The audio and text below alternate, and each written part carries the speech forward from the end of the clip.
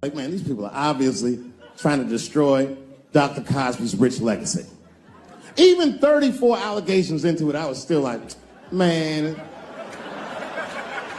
probably only raped 10 or 11 of those people. I know, but it's really tough. You know, you guys are young. See, imagine if you found out 40 years from now that Kevin Hart raped 54 people. You'd be like, the only one that would believe that would be Cat Williams. He'd be like, I knew that motherfucker was up to something. Stop worshiping celebrities so much. Just don't listen, don't pay attention. I remember right around September 11th, Ja Rule was on MTV. That's what they said. They said, we got Ja Rule on the phone. Let's see what Ja's thoughts are on this tragedy. Who gives a fuck what Ja Rule thinks at a time like this, nigga? This is ridiculous. I don't want to dance. I'm scared to death. I want some answers that Ja Rule might not have right now. You think when bad shit happens to me, I'll be in the crib like, oh my God, this is terrible. Could somebody please find Ja Rule, get hold of this motherfucker so I can make sense of all this. Where is Ja? Add me Ja Rule.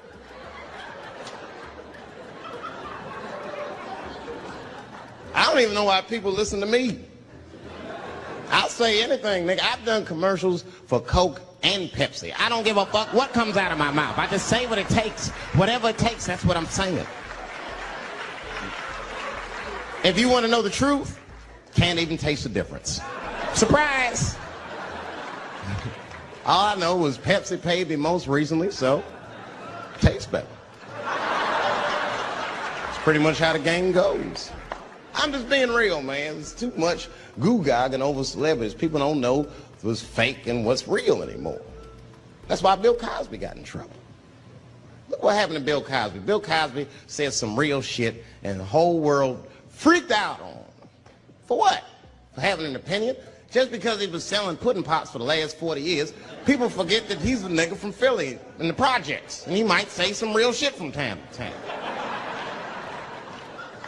It's not that big of a deal. I spoke at my old high school, and I told them kids straight up, if you guys are serious about making it out of this ghetto, you got to focus. You got to stop blaming white people for your problems. And you've got to learn how to rap or play basketball or something, nigga. You're trapped. You are trapped. Either do that or sell crack. That's your only options. That's the only way I've ever seen it work. You better get to entertaining these white people, nigga. Get to dancing. Go on out there and be somebody.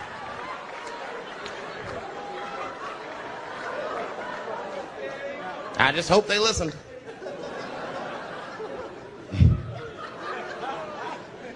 This shit is ridiculous. People worship television. They worship this shit. You know, like if you watch a movie, right? Say you're watching a movie and one character says to another character, say, hey, what's your number, man? What's the other character always say? 555, 5555. You know why we got to do that? Because stupid ass people go to the movies and then go home and try to call the characters that they just saw. Hello, is Indiana Jones here? No, motherfucker, he's fake. It's not his number. And to be honest, this is the worst time in history to be a black celebrity. Fuck, they locking all our stars up. It's hot right now for black celebrities. I knew it was bad when Kobe got in trouble. I said, this is a wrap for us. He's one of the most wholesome dudes we had. Lock him up, everything. And Kobe kept it together. Thank God he held his game together, because if he was cracking under pressure and getting like 6 points a game, the whole LA would have been like, that nigger is guilty. Kobe was playing his ass off. He was playing like his freedom depended on that shit. You see this motherfucker in them games, this nigga's trying to beat that case on the court.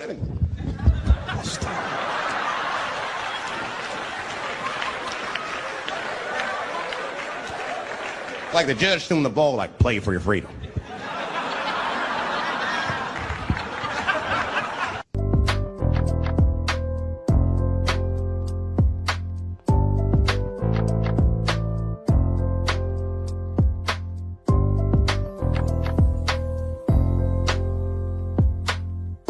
And that's why I don't trip off of being a celebrity. I don't like it.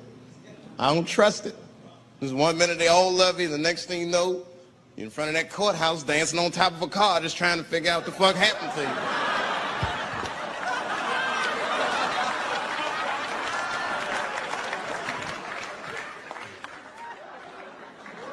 That's what I'm waiting for, because the timing of this Michael Jackson shit is what makes me doubt it.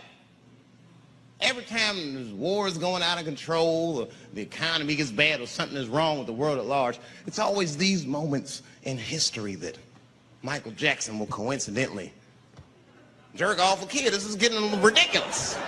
Like, are you planning this shit? Do you have meetings? Michael, thank you for coming. As you know, Michael, the war's not been going as well as we expected. There's been a lot of hiccups, and the public is asking us a lot of questions, of course. And, well, Michael, there's no nice way to say this, and all I know how to do is be direct, so let me just be direct. We're going to need you to jerk off another child, Mike. I'm sorry. I am sorry. But it would really help out. Or maybe he did it. Who knows? Who knows? That's the thing. That's what I wanted to say. Who knows? Who the fuck knows? Mike, God, and this little boy know. That's about it. That's about it. The only reason that I can even talk about this shit is because everybody is speculating. They all think he did it. And I don't think he did it. I'm alone in this. I don't think he did it. I'm not going to say I don't think he did it. That's too strong.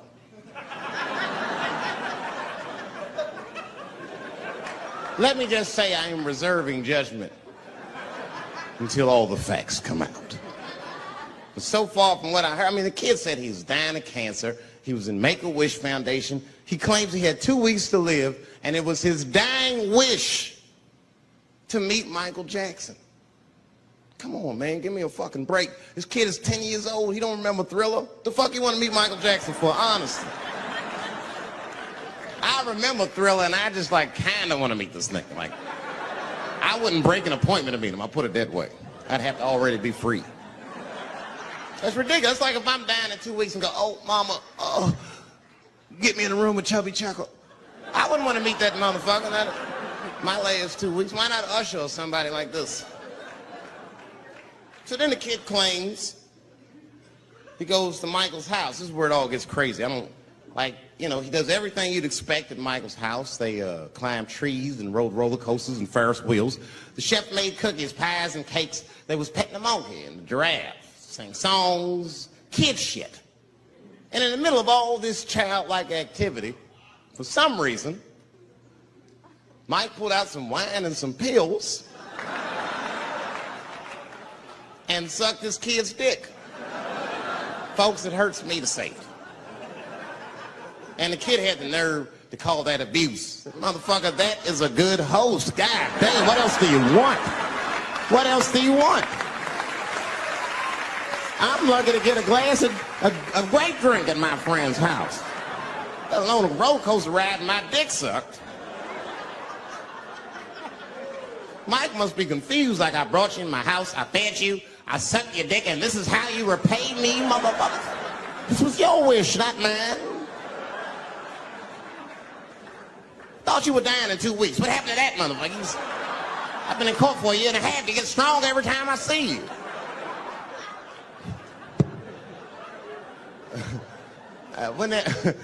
This is fucked up. I shouldn't even say this fuck. Wouldn't it be some ironic shit if they found out through this case that the cure for cancer was Michael Jackson sucking your dick somehow? Like if Mike had powers like Green Mile and all the kids like, please, Mike, suck our dicks. Never again. We didn't appreciate it. Can we at least study your saliva? Please, Mike.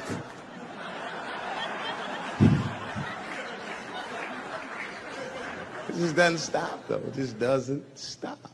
And the only reason I can talk about Mike is because he's a freak. He is a freak.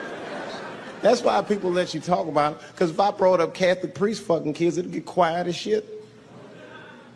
But when Michael Jackson does it, it's okay because he's a freak. His face is all cut up. But just remember, when you look at that thing that he calls his face, that he did that for you somehow. Somehow he thought maybe it'll help. Maybe people will like me more if I turn myself into a white, ghoulish-like creature. I don't know what the fuck it is, but he did it for you. And I appreciate the gesture, Michael Jackson. If you're watching this, I appreciate that gesture, and I want you to know, fuck everybody, Dave Chappelle understands. Because you want to know something? I'm getting some work done. Surprise, yes. Nothing major. You would never know if I didn't tell you, but it's some shit I'm insecure about that I want to work on. If you must know, I'm getting Botox done on my balls to get these wrinkles out. Finally, have these shit smooth as eggs. She's just like, you need to stop doing that. And then I tried to change the subject. I go, how is school going, boys? And my sons tell me, well, we didn't have school today, technically. I'm like, well, what's going on? He said, well, there was like a school shooting drill. I never heard of this. You know what this is? They have drills that they make kids do where they practice what to do if somebody comes to shoot up their school. I'd never heard that before. I was like, what the fuck? Then I had to tell my sons the truth. I didn't want to tell them this shit. Son, listen to me. Fuck that drill. If somebody comes to your school and wants to shoot it up, I'm just gonna be honest with you. You probably gonna get shot, nigga. I'm just being real. You got a famous dad. I talk a lot of shit. They gonna be gunning for you, little buddy. Just stay low and run in a zigzag pattern and don't try to save anybody, son. Do you understand me?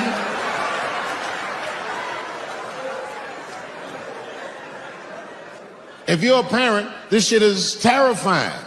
This shit is real scary. All the parents is looking at each other crazy because we know as parents that one of us is raising the shooter. Just don't know which one of us it is.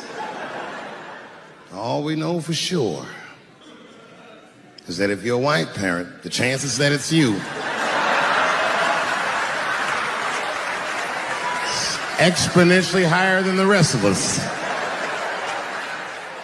It's fucking crazy. You know, I hated school too. It never occurred to me.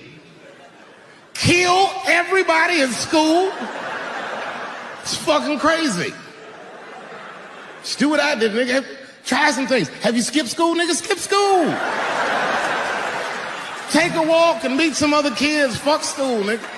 Some scary shit. I've given this a lot of thought. I don't see any peaceful way to disarm America's whites. I hate guns, personally. I can't stand them. Yeah, but I have several. I don't want them, but I feel like I need them. Don't forget where I live. I live in Ohio. And anyone that knows anything about Ohio knows that even the word Ohio is an old Native American word. It means, literally, land of poor white people.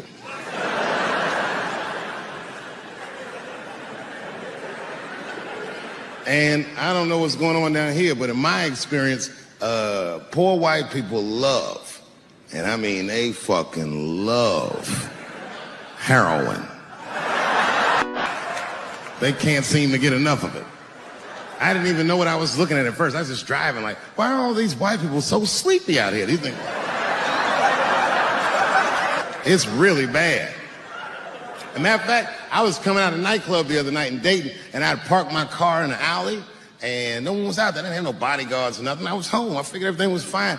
And as soon as I opened my car door, all by myself, suddenly one of these heroin-addicted whites just pops out of a trash can. It scared the shit out of me. I screamed, ah!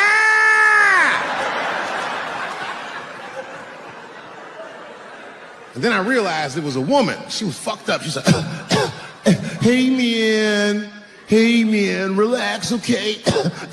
I'm sick, all right? I need some drugs, man. Please, I'll suck your dick for $5, man. I was like, ugh. 2.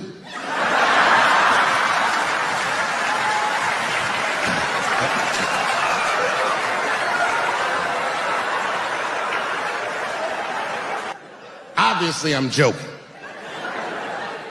This opioid crisis is a crisis. I see it every day. It's as bad as they say. It's ruining lives. It's destroying families. Sadly, you know what reminds me of us? These white folks look exactly like us during the crack epidemic. You know, it's really crazy to see. And all this shit they talk about on the news about how divided the nation is, I don't believe it. I feel like nowadays we're getting a real good look at each other.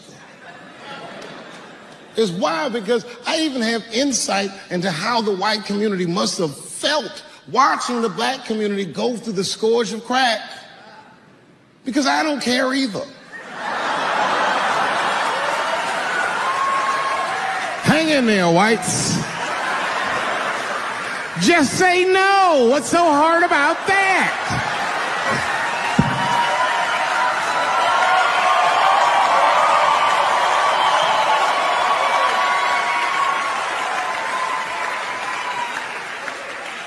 Remember when y'all said that to us? But it's okay. There's no grudges. Now you finally got it right. Once it started happening to your kids, you realize it's a health crisis. These people are sick. They are not criminals. They are sick.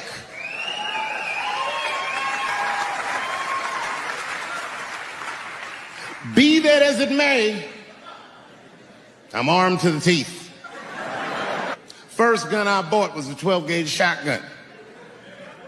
I didn't want the gun. Remember, though, I'd moved to a farm, and I was sitting there on the porch, and I see a white dude walking across my property, entitled, like he's supposed to be there. He had a rifle over his shoulder, too. Ain't that a bitch? I said, what the fuck is this guy doing on my property? I was mad as shit, but I was unarmed.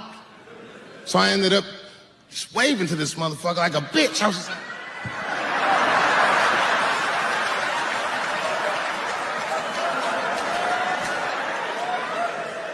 And as soon as he got far enough away, I ran to my car and sped to Kmart. This is in a rural white area. And remember, I was nervous because a guy was on my property, I'm black, and I was sweaty. You know what I mean? And I ran to the gun counter, black and sweaty, sweating and black. And I looked up at the nigga, I was like, I look like a slave or something. I said, I need a gun immediately, like that. Just like that. The guy didn't answer, no questions. He just grabbed a 12-gauge shotgun, handed it to me. I'd never even held a gun before. I'm not a dummy. I'm like, well, I need some bullets too. Put 2 box shells on the counter. He said, all right, buddy, which box do you want? And I didn't know. One box had pictures of some ducks on it. The other box had a picture of some deer. I said, well, what's that box with them ducks? He said, oh, that there's birdshot.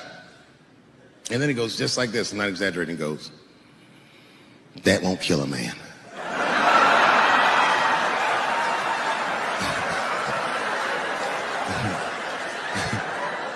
He said, it'll just pepper him up nicely. I said, what the fuck? Pepper? You know what it means to pepper a motherfucker up? It means that when the shell explodes, hot BBs will shoot out of the barrel of the gun, not killing a motherfucker, but penetrating their skin and shallow flesh. Boy, that's gotta hurt. Hot BBs? Ha, ha! Remember when Dick Cheney shot a motherfucker in the face and he lived? That was birdshot. I said, well, what's that box with the deer on it? He goes, oh, that there's buckshot. That'll put a hole in the goddamn truck if you wanted to. Hung with the deer up and shook it.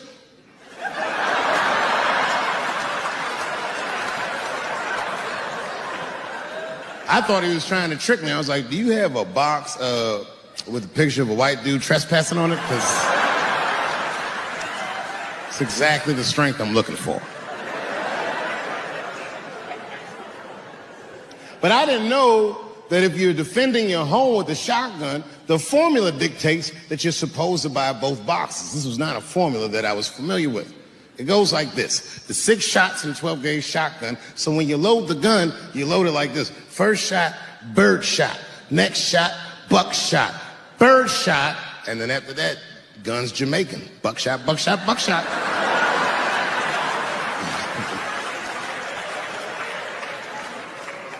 you gotta picture it, okay? Like say I'm in bed and I'm sleeping, and suddenly my wife wakes me up.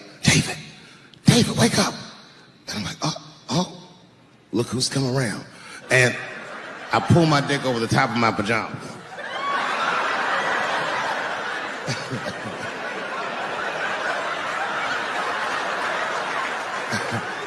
And she says, no, I hear something. I go, oh, this bitch. So I get up, I grab the gun.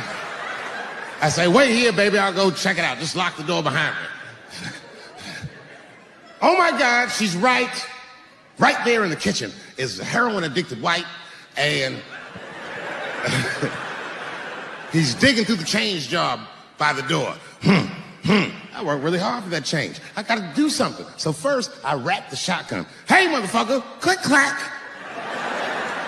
That's a test. That click clack sound will stop a rational human being in their tracks. But sure enough, this person is not rational. They're sick on drugs. They're digging in the change. I gotta act fast. This nigga's almost got $1.50. I warned you, birdshot. And there it goes. Hot BBs will permeate his yellow heroin skin. Remember, I'm not killing him. I'm just peppering him up nice. He lets out a heroin scream.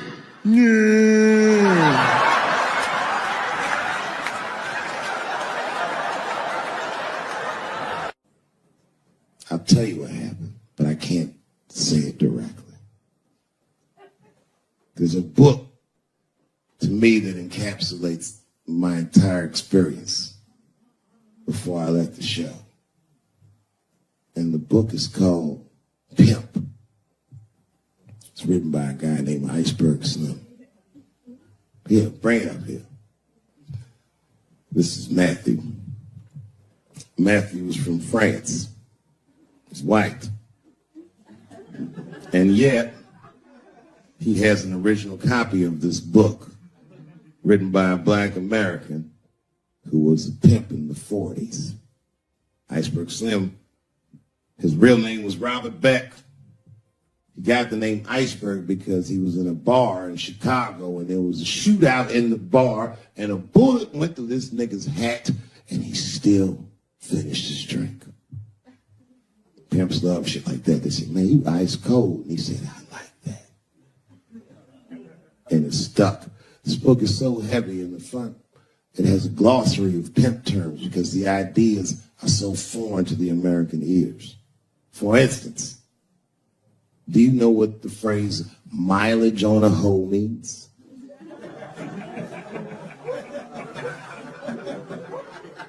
Of course you don't. Mileage on a hoe is a very wild concept. It means that pimps understand there's a finite amount of bad shit a person can do before they'll lose their fucking mind. And a good pimp can look at a woman that he's never seen before and call it. She's good for 500 fucks. That's her mileage. Anything over that, that bitch is gonna spill. They do it to you. Why the fuck do you think most of us work from 9 to 5? 9 to 6 might kill a bitch.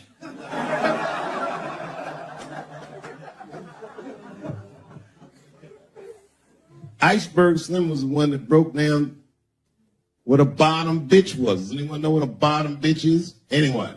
What's a bottom bitch, sir? It's your prostitute that's the best out of all of them, that brings in the most money. That's right. That's exactly right. Are you black? That's right. A bottom bitch is a pimp's number one hoe. She's even a bitch that helps him keep the other bitches in line. I will repeat. She's even the bitch that helps him keep the other bitches in line. The pimp was McDonald's and the bottom bitches is French fries. And I don't know what you know about Kevin, but I know Kevin Hart is damn near perfect. As close to perfect as anybody I've ever seen. In fact, Kevin is precisely 4 tweets shy of being perfect. 10 years ago, Kevin had made some very homophobic comments. And I'm not going to repeat what he said because this is Atlanta. You know what I mean. I'm sure there's a lot of gay men here tonight with their wives.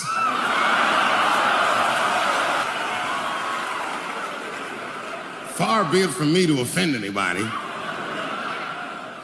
All right, I'll tell you what he said. I've been watching that new OJ show. I can't get enough of that shit. Doesn't it bring back good memories? But I forgot how like just how polarizing that OJ case was. And you know, I've met OJ Simpson on 4 different occasions in my life. And before the end of the show, I will tell you about each of those occasions. The first time I met O.J. Simpson, I was in Santa Monica. Santa Monica? Yeah. I can't believe a black dude was like, Santa Monica. He was the last niggas I expected to say that. You see your shoes. You got some Vans on, nigga? What you got? Santa Monica! Mm-hmm. At the time, I was 18. I had done a show, and then a guy from the club came up and was like, hey, O.J. Simpson's here, and he said he wants to meet you. I said, what? Fuck yeah. I ran down the steps, and O.J. was down there. He was like, hey, yo, man, how are you? It's very good to meet you, and you're doing really good work, and I hope good things happen for you in your life. Standing beside him, well, I don't know the nice way to say this, his soon-to-be slain wife. Ladies and gentlemen, man the fuck up or you're not gonna make it through the end of this show. Just man the fuck up. She's dead, you already know, we know what happened. We don't know who did it, but we know what happened.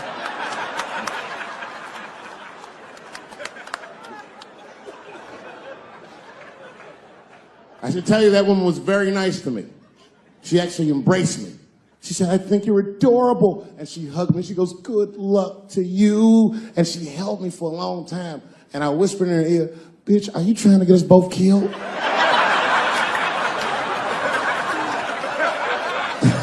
I'm just kidding, I didn't say that. But that was the first time in a nutshell.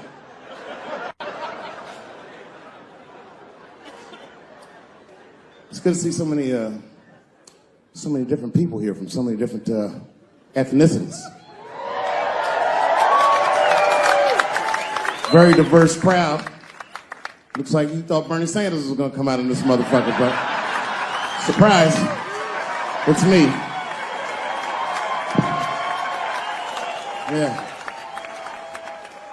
Yeah, no, you know, I'm happy really to see black people come. You know, a lot of black people don't fuck with me like they used to. But there's a lot of reasons. There's a few reasons you don't see black people at my shows. One is because obviously black people have slower internet connections. I mean, that would be my guess. I don't know what. Actually, my own actions drew a wedge between me and the community I hold so dear. A couple of weeks ago, I was supposed to be in Flint, Michigan for a charity benefit that was supposed to raise awareness for the appalling condition of the water in Flint. I don't know if you know this, but the water in Flint is fucking poisonous. It's actually making people sick. I mean, Hollywood people like, so what? At least they have water. This water's fucked up. So a lot of black celebrities flew into Flint, and they did a tremendous charity benefit, and I was on the schedule to appear.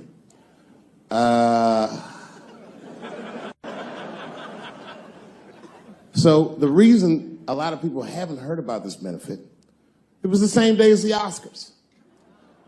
Right, I know. So I was on my way to the airport to go to Flint, and then Chris Rock calls me and is like, hey, Dave, I got a ticket for you for the Oscars. Can you make it? And I was like, sure, nigga, I'm on my way to the airport right now. Oh, come on, man. What am I going to do about that water? What am I, a fucking superhero? I need to have fun. I need to live, too. I didn't fuck that water up. wonder what's there. They didn't need me. I'm sorry, everybody. I've never been to the Oscars. You've seen the movies I make.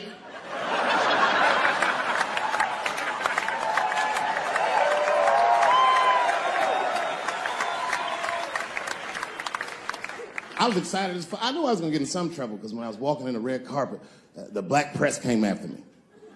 Excuse me, brother. When you hear somebody call you brother too much, something terrible's about to happen. Excuse me, brother. And then I looked back and the motherfucker had a tuxedo with the kente cloth tie. I said, uh-oh.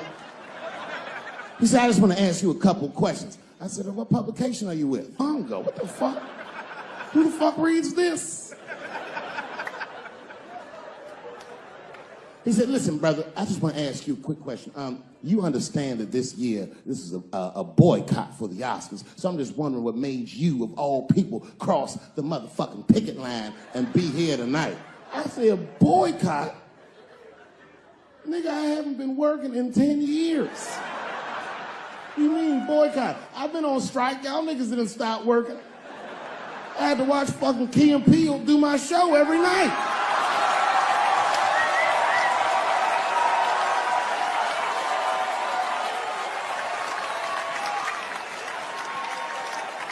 Fuck the Daily Bongo is what I said. I went to Oscars and had a wonderful time. I went in that fucking green room. It was filled with so many stars, I couldn't even believe what I was seeing. Hollywood was seducing me all over again.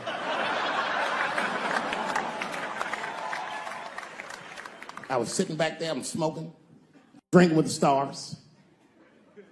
And then 2 Hollywood movie producers came over right to me. Oh my God, Dave Chappelle, said the leader one. He was obviously gay. Some guys you can just tell. The other one seemed like a money guy, like maybe he was from Texas or some shit. But the gay one was definitely the leader because he did all the talking. And then he hit me with, so David, do you have any movie ideas that you would like to pursue? The truth is, I don't. But if you know the game, you're not supposed to tell motherfuckers you don't have ideas. I was like, yeah, man, I got plenty of ideas. And he called my bluff. Really? Like what? Huh?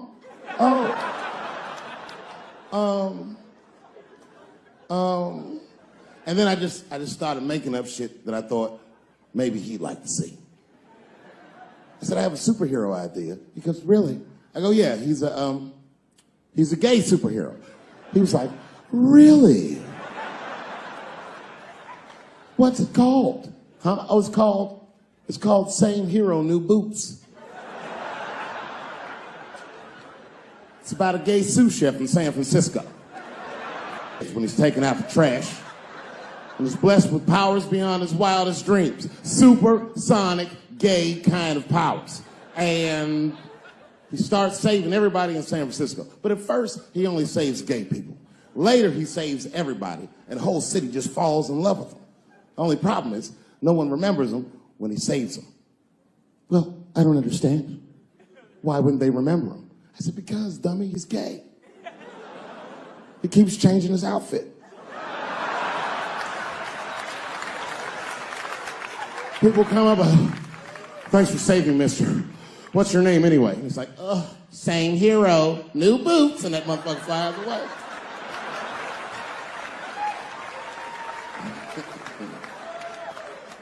He was like, I like it a lot. The Texan didn't like that shit at all. He was upset. That's impossible, gay superhero. I said, what? Well, I have others. I have a superhero you love because he's stronger than Superman and he fights for truth, justice, and the American way like Superman, but more than Superman. He beats up Mexicans for no reason.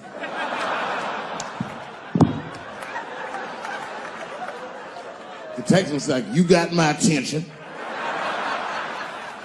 Do all this great shit. Only problem with this guy is he can't even activate his powers unless he touches a woman's vagina. Not a long touch, just a couple of pats.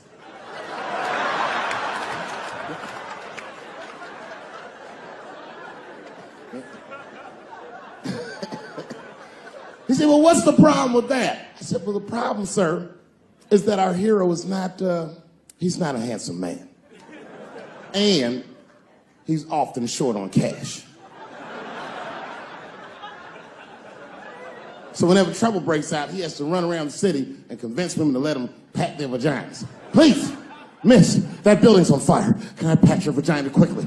People are dying, but he can't tell them exactly why. Ugh, get away, you're gross. Please, miss, people are dying. Just a couple of pats. Ugh, gross, get away.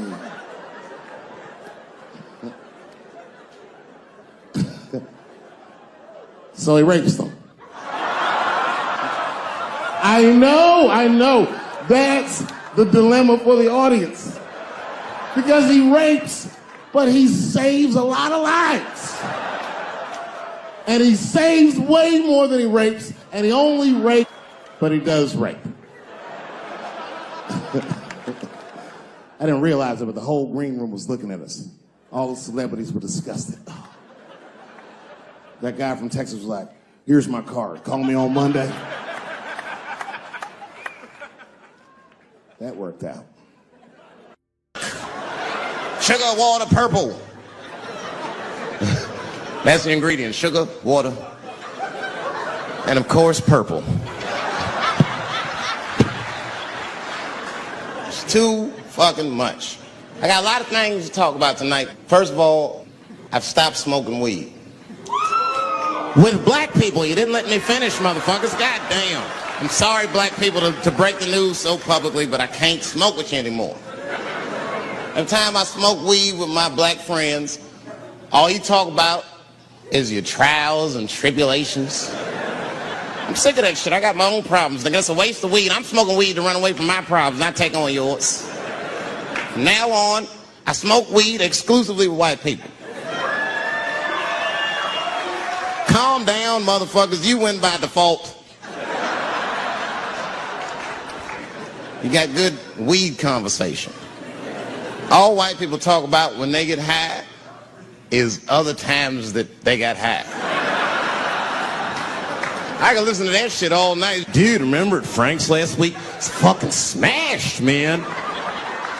And catalogs everything they drink. 2 shots of Jaeger, tequila, 4 bong hits, man, beer, cheeseburger. That shit is great. Only bad part is you cannot pass out around white people. Every time white dudes pass out around each other, they always do some borderline gay shit when the guy's asleep.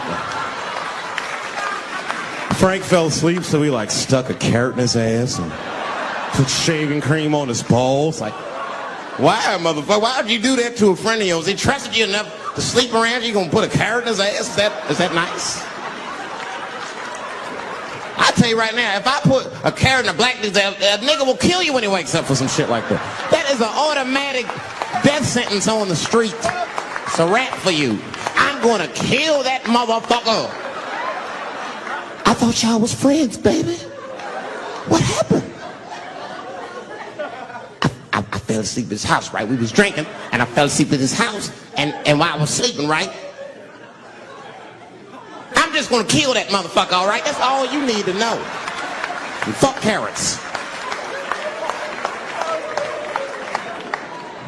But everybody's getting along. I see that shit. I see it all around. Blacks and whites don't fight so much. You know who don't have no beef with anybody is Asian people. I see how y'all be doing. Y'all just lay in the cut. Only people Asian people beef with is other Asian people. Like if you call a Korean guy Chinese, I've done this. They will flip out. Hey! What make you think I'm Chinese? I am Korean. I look Chinese. Yes, motherfucker, you do look Chinese. That's why I said it. It's an accident. Nigga, to the untrained eye, you all look Chinese to me. It's a mistake. I'm not trying to offend you. Some people say all black people look alike. We don't get bent out of shape. We normally just call those people police. Okay? Just learn to live with it. That's all I can tell you. Everybody's afraid of police now. I'm scared to death of these police. I am, nigga. I got a police scanner. First money I got, this is the first shit I went out, bought me a police scanner. I just listen to these motherfuckers. before I go out, just to make sure everything's cool. You hear shit on it. Calling all cars, be on the lookout for a black male between 4'7" and 6'8". Staying in the crib tonight, fuck that. Gotta work on that alibi for a minute. Every black person needs an alibi. I do them impromptu joints. If I'm by myself and need an alibi, I'll just open up the windows in the apartment, turn all the lights on, start beating off right in the window. Look at me. Hey, everybody, look, it's me, Dave Chappelle. I'm crazy. I'm jerking off. Note the time, motherfuckers. It's 2:35. Look at me. I'm jerking off in the window. 2:35. Comedian Dave Chappelle. It's June 10th. Note the time.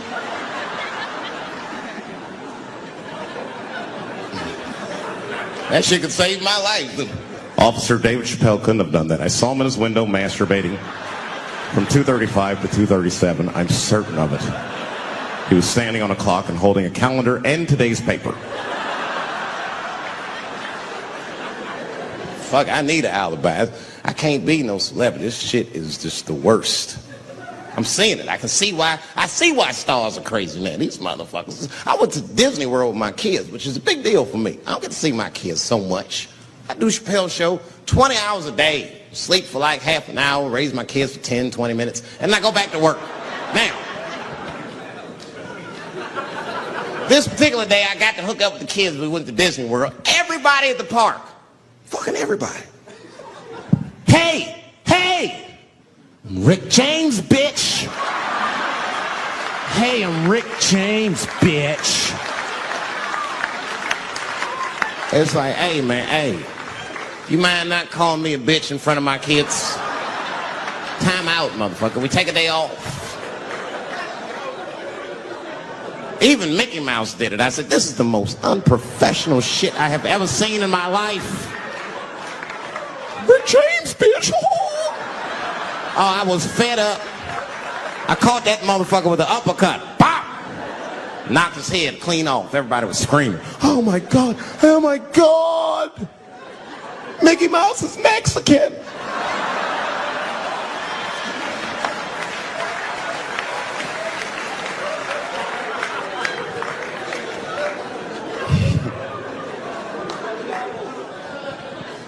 I had a terrible time in Disney World. Disney World is like a whole nother country anyway. They got their own currency. That shit is ridiculous. As soon as I check in the hotels, welcome to Disney World, Mr. Chappelle. Can we interest you in some Disney dollars? Nah, man, I'm cool. You can't buy weed and pussy with Disney dollars. Like, I'm on vacation. I like them greenbacks. You know what I'm saying? It's the kind of money people spend. People is very particular about that. I saw that. That was one of the main stories from the war. Was the first big thing we did was they said, now that Iraq has been liberated, we have managed to take Saddam Hussein's face off of the money. And I'm not gonna lie, when that press conference came off, I was like choked up. I was actually proud to be an American because that is a very subtle psychological nuance of oppression to have a dictator on your money. And it's thoughtful to be able to take that motherfucker off for the goodwill of another person, right? But then I thought, well, if you could do that for Iraq, what about our money, man? Our money looked like baseball cards with slave owners on it. George Washington is the worst of the worst. Yes, I said it. You mythologize this motherfucker like he was the greatest dude, man. If I went back in time with a white person and we saw George Washington walking in front of our time machine, my white friend would probably be like, oh my God, Dave, look, there's George Washington. It's the father of this great nation. I'm gonna go shake his hand. I'd be on the other side like, run, nigga, George Washington. And we'd both be right. You like him because he wrote the Declaration of Independence and all that shit. We hold these truths to be self-evident. All men are created equal. Go get me a sandwich, nigger, or I'll kill you. Liberty, justice for all. Am I wrong? Am I wrong? Wait a minute, did he not own slaves? Didn't he own slaves? That's all I'm saying. I almost protested the war in the beginning. Almost. Until I saw what happened to them Dixie chicks. I said, fuck that. If they'll do that to 3 white women, they will tear my black ass to pieces. I don't want to hear that shit. Yeah, man, they would. But I'm like, for real, why you care so much what the Dixie Chicks say? It's not like they political scientists or nothing. They just bitches that can sing good. You know what I mean? Stop worshiping celebrities so much. Just don't pay attention. I remember right around September 11th, Ja Rule was on MTV. That's what they said. We got Ja Rule on the phone. Let's see what Ja's thoughts are on this tragedy. Who gives a fuck what Ja Rule thinks at a time like this, nigga? This is ridiculous. I don't want to dance. I'm scared to death. I want some answers that Ja Rule might not have right now. You think when bad shit happens to me, I'll be in the crib like, oh my God, this is terrible. Could somebody please find Ja Rule, get hold of this motherfucker so I can make sense of all this.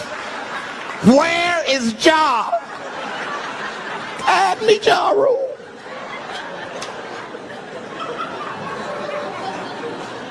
I don't even know why people listen to me. I'll say anything, nigga. I've done commercials for Coke and Pepsi. I don't give a fuck what comes out of my mouth. I just say what it takes. Whatever it takes, that's what I'm saying. If you want to know the truth, can't even taste the difference. Surprise! All I know was Pepsi paid me most recently, so tastes better. It's pretty much how the game goes.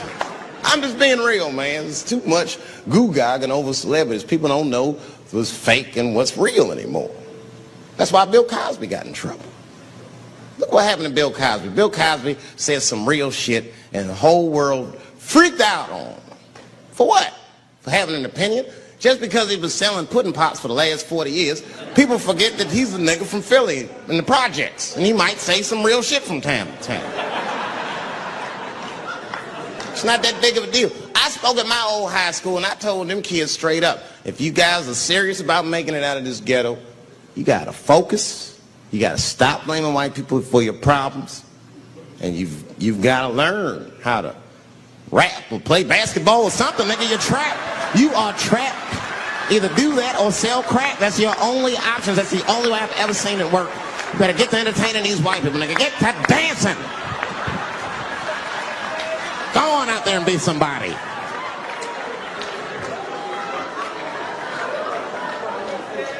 I just hope they listen.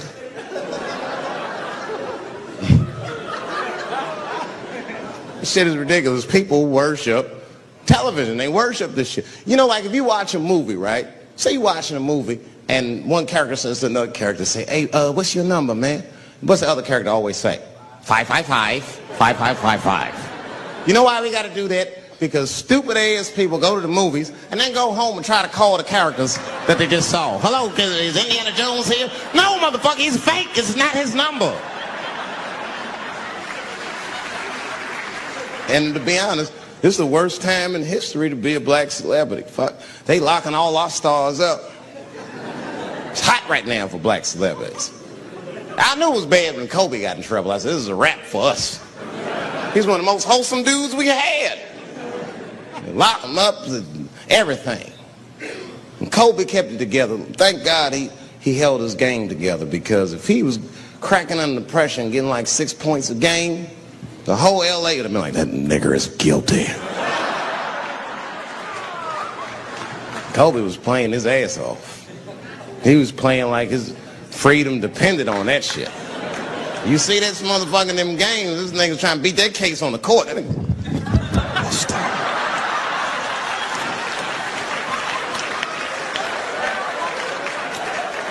like the judge threw him the ball, like, play for your freedom.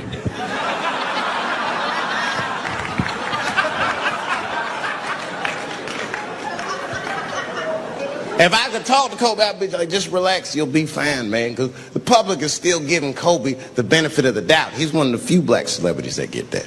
Not because he's a celebrity, more because, you know, the girl showed up with 8 different semens to the investigation. You can't do that. That's 7 too many.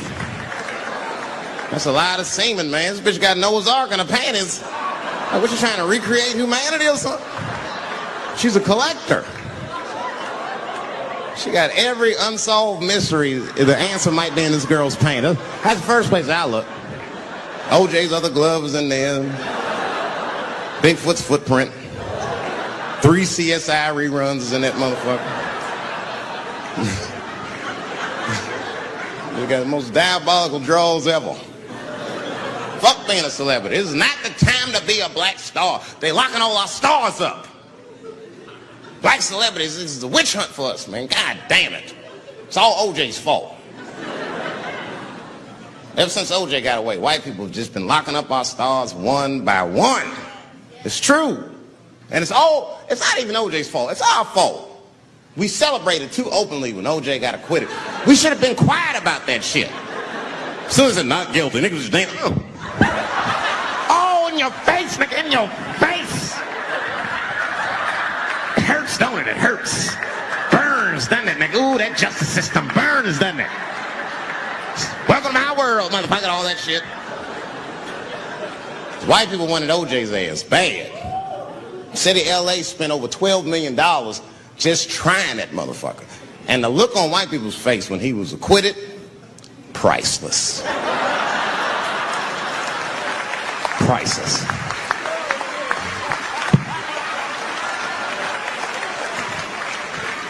And that's why I don't trip off of being a celebrity. I don't like it. I don't trust it. Because 1 minute they all love you, the next thing you know, you're in front of that courthouse dancing on top of a car just trying to figure out what the fuck happened to you.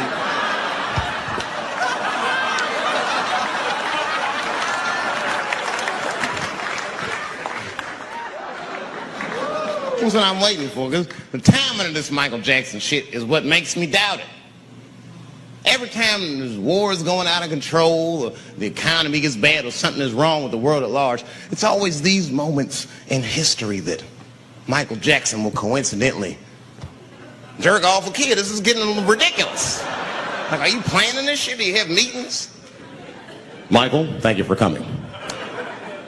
As you know, Michael, the war has not been going as well as we expected. There's been a lot of hiccups, and the public is asking us a lot of questions, of course. And, well, Michael, there's no nice way to say this, and all I know how to do is be direct, so let me just be direct. We're going to need you to jerk off another child, Mike. I'm sorry. I am sorry. But it would really help out. Or maybe he did it. Who knows? Who knows? That's the thing. That's what I wanted to say. Who knows? Who the fuck knows? Mike, God, and this little boy know. That's about it.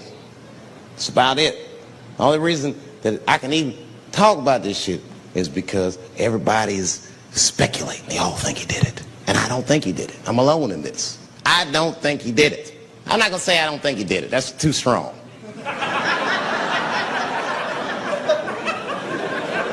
Let me just say I am reserving judgment until all the facts come out.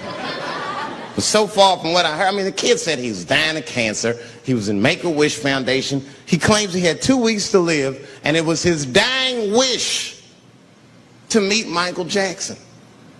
Come on, man, give me a fucking break. This kid is 10 years old. He don't remember Thriller. The fuck you want to meet Michael Jackson for, honestly? I remember Thriller, and I just, like, kind of want to meet this nigga. Like, I wouldn't break an appointment to meet him. I'll put it that way. I'd have to already be free. That's ridiculous. It's like if I'm dying in 2 weeks and go, oh, mama, get me in a room with Chubby Chocolate. I wouldn't want to meet that motherfucker. My last 2 weeks. Why not Usher or somebody like this? So then the kid claims he goes to Michael's house. This is where it all gets crazy. He does everything you'd expect at Michael's house. They climbed trees and rode roller coasters and Ferris wheels. The chef made cookies, pies, and cakes. They was petting the monkey and the giraffe, sang songs, kid shit. And in the middle of all this childlike activity, for some reason, Mike pulled out some wine and some pills and sucked his kid's dick. Folks, it hurts me to say it. And the kid had the nerve to call that abuse. Motherfucker, that is a good host. God damn, what else do you want? What else do you want? I'm lucky to get a glass of great drink at my friend's house. Let alone a roller coaster ride and my dick sucked. Mike must be confused, like I brought you in my house, I fed you, I sucked your dick, and this is how you repay me, motherfuckers? This was your wish, not mine. Thought you were dying in 2 weeks. What happened to that motherfucker? I've been in court for a year and a half. You get stronger every time I see you.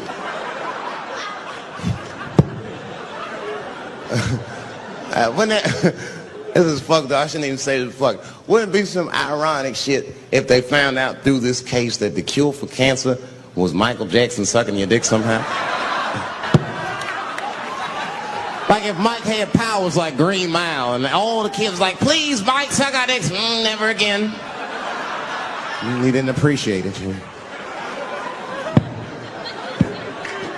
Can we at least study your saliva? Please, Mike.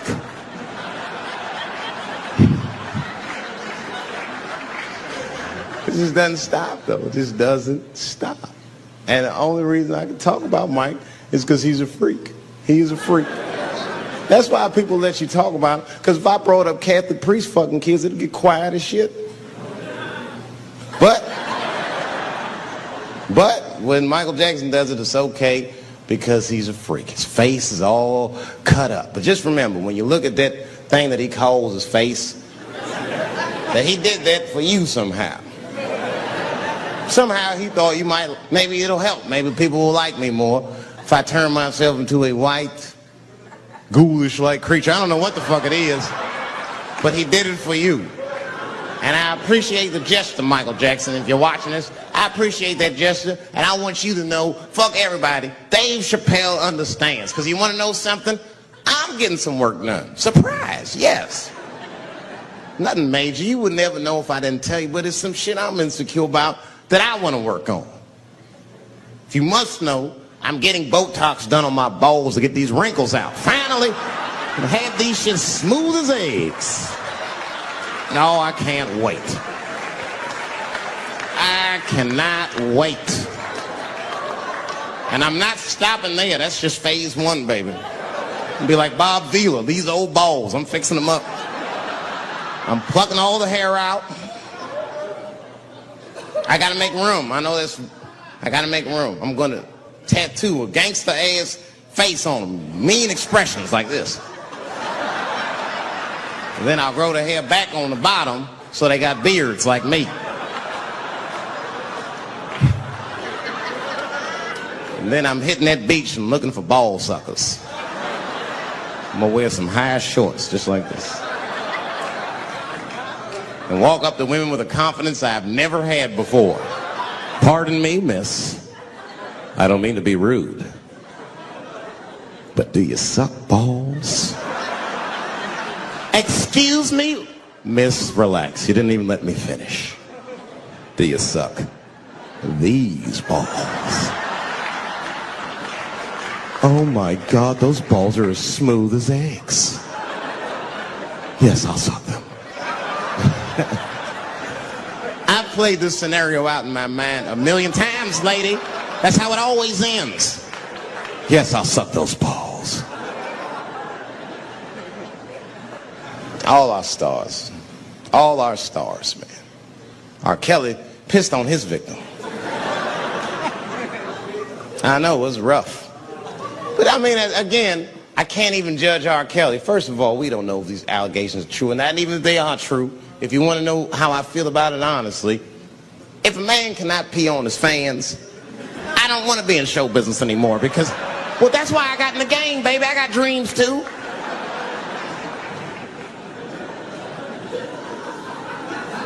You guys are confusing the issue. While you guys are busy worrying about if R. Kelly even peed on this girl or not, you're not asking yourself the real question that America needs to decide once and for all. And that question is, how old is 15 really? No, that's a good question. That's a good question. I'm not saying that a person is as smart as they're going to be at 15. That's not what I'm saying, man. But I am saying 15 to me is old enough to decide whether or not you want to be pissed on. I mean, that's me. If you can't make a decision like that by the time you're 15, then just give up, motherfucker, because life is way harder than that. I make tougher decisions all the time. If you don't want to get pissed on, just get the fuck out of the way. It's not even a decision. If I start peeing on the front row, they're not going to have to calculate and think, oh, how do I feel about this? Am I okay with it? They just move. You can do that at 15. I could have. I've been 15. When I was 15, I was doing stand-up in nightclubs. I smoked reefer from time to time. Friends were selling crack. I was trying to finger fuck people. I knew what was happening around me to some degree. Getting pissed on was the least of my worries at 15. Trust me. But it keeps coming up. There's a lot of confusion around that age. Anytime 15 comes up, people freak out. Like when that girl, Elizabeth Smart, got kidnapped. Right? Remember in Utah last year, 15-year-old girl Elizabeth Smart was kidnapped, and then they finally found her, and the whole country was relieved. And I was the only one saying, damn, she wasn't that smart after all. Not because she got kidnapped. That could happen to anybody. I'm not knocking her for that. I'm just saying, if you kidnapped me when I was 15, you gotta take me further than 8 miles away from my house, man. God damn. You can't hold me prisoner around shit I recognize. I'll break away. I'll break away. Fuck off me, nigga. That's my bus stop. I know where I'm at. I'm going home.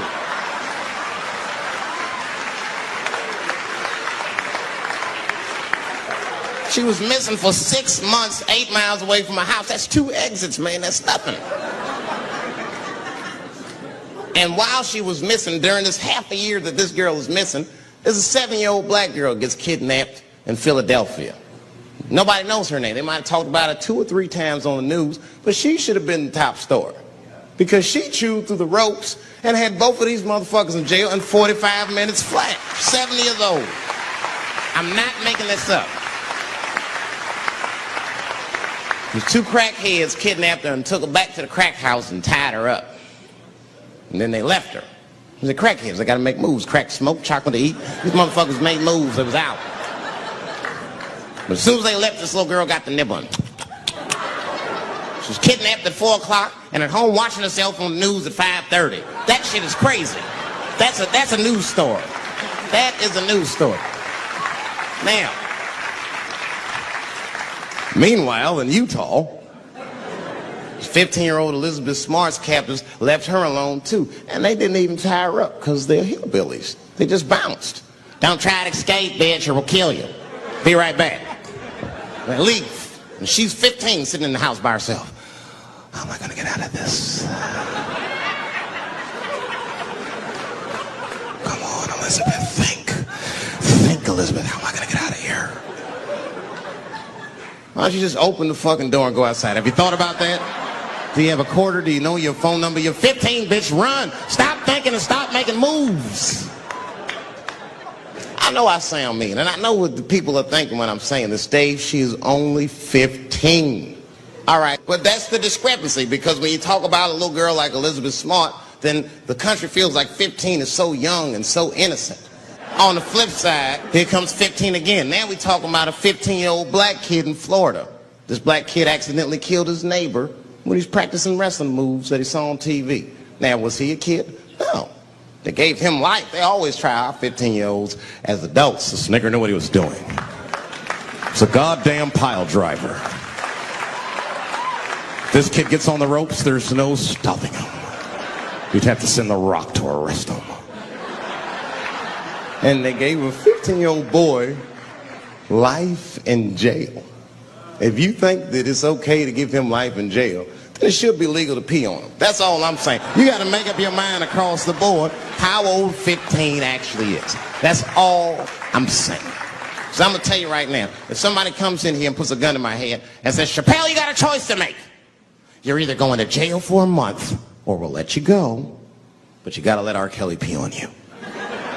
I'm not hesitating. Bring in R. Kelly and tell him to stay away from my ass. I'd rather get pissed on the outside than fucking the butt on the inside, son. I can't go to jail with some smooth Botox balls and think everything's going to be all right. It's not that kind of place. Take my chance with that piss. Piss will wash off with a 10-minute shower, I'm certain of it. This piss coming right out. What can I do? They're going to put me in jail. Society's changing rapidly. Can't smoke indoors. What the fuck is that all about? I got kicked out of titty bar for smoking. No, that shit was ridiculous. The stripper did it. The stripper came up like, your smoking is a health risk for me. I don't want to work in this kind of environment. Bitch, you have your gonorrhea-infested pussy in my face. You started it.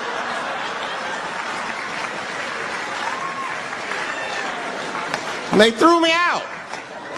It's the dirtiest place I've ever been thrown out of. And just to give you an idea of what I mean by dirty, lap dances at this place, $3. It's fucking disgusting. And at the same time, who could pass up a sale, son? It was $3. Of course I did it. It's only 12 quarters. Said, I'll break a 5 for that. I've never seen somebody work this hard for $3. This lady must have been a throwback to the Great Depression. She was all over me. It's the first time I ever told a stripper to get off me. All right. Yeah, thank you very much, miss. Thank you. That'll be all. That's enough. Thank you. Hey! Hey, get off of me! Whatever happened to lipstick on the collar, lady? I have a shit streak on the middle of my shirt. How the fuck am I going to explain this when I get home? Huh? Oh, no, baby. Me and Bob were playing basketball, and Bob dunked on me, was hanging on the rim, and his pants fell down. I was checking him close. I think he's swinging, and his butt cheeks might have... his butt cheeks, I think, caught my shirt. I don't know why I was playing ball in my dress shirt. I just was. It was midnight. I don't know. What the fuck? Just let me think. That's when you know a guy's lying if you say shit like that. Hold on, just let me think. The man ever say that to you? Hold on, just let me think for a minute. Can I think?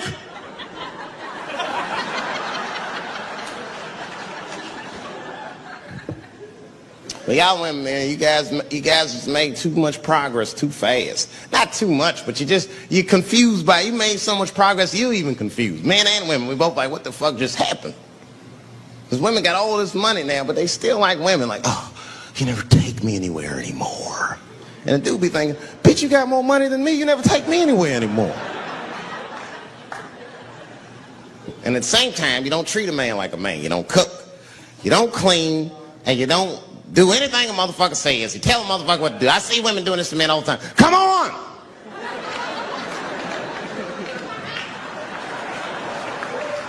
No man wants that shit. So want anybody to tell me what to do that much. You gotta work with me. Like if it makes a man feel like a man to watch the game, then just let him sit down and watch the game for a minute. And if he happens to look over at you while he's watching the game, don't look at him all mean and make him feel guilty about watching it. Just pick up your own titty and suck it. Just try it out.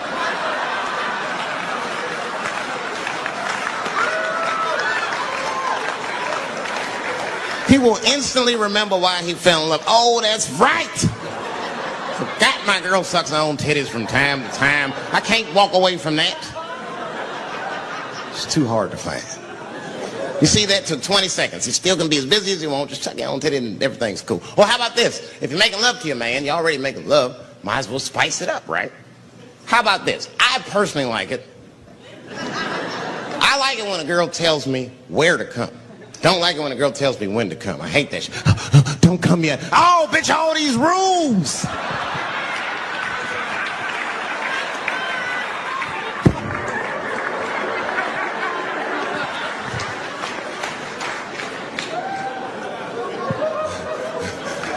Instead of doing that, why don't you just tell us where? It's make us feel better, especially if you're aggressive about it. I like when girls go, wow, come in my face!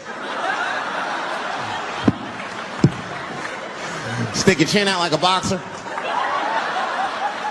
Bring it on, motherfucker! You're a bum! But it doesn't have to be that wild or explicit. Look, all a man wants to know is that you're interested and that you're participating. You can say anything, he'll be happy. Oh, come on top of the television. All right, fuck it.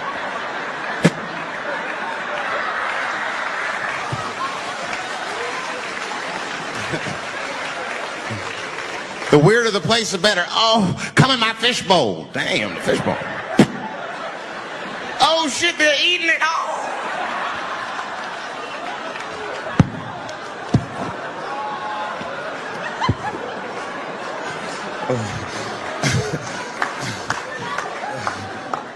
Fish love it when I come over. Oh, it's that guy. We're having chicken tonight.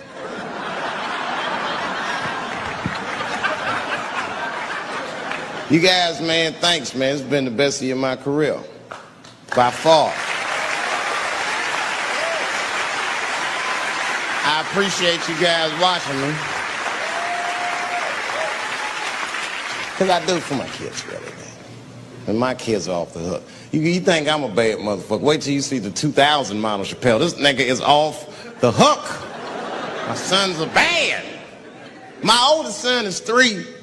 This nigga made me a necklace out of macaroni. I said, this shit is baller. He painted the macaroni green and put it on a string. He tied it on my neck and he told me he was proud of me. And I got choked up. And he thought I was sad. That's how smart he was. He says, are you sad, Daddy? And I said, no, I'm not sad. You're too young to understand this, son. But this is fucking crazy. You used to live in my balls, man. Now you making jewelry out of macaroni. You a bad motherfucker. Long live Chappelle's.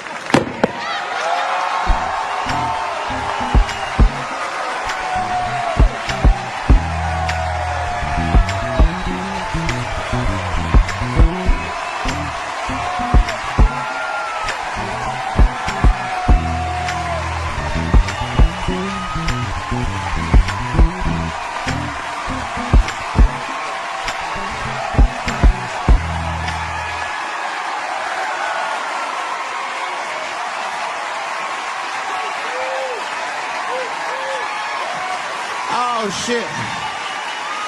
Thanks, guys. Thank you. That's what it's all about. Everybody usually wants to be famous so they can rock nice jewelry and all that shit. Nigga, I already got a macaroni necklace. I got valuable shit. I got valuable shit. I'm not in it for that. Only kind of shit I want to do with fame that's like decadent is I want to go to Vegas to the $5,000 blackjack table. And I don't even want to play. I just want to be such a big star that I could go up to one of the players in a tight hand and put my dick on their show. And I'm such a celebrity, they think it's funny. Hey, what the fuck? Oh shit, Dave Chappelle. Wow. And get on the cell phone. You are not going to believe whose dick is on my shoulder right now. And this guy's balls are smooth as ass. He's had some work done. Couldn't thank you enough. God bless you all, man. Keep watching me. I'm going to try to make it interesting. Stay safe. I'm rich, biatch.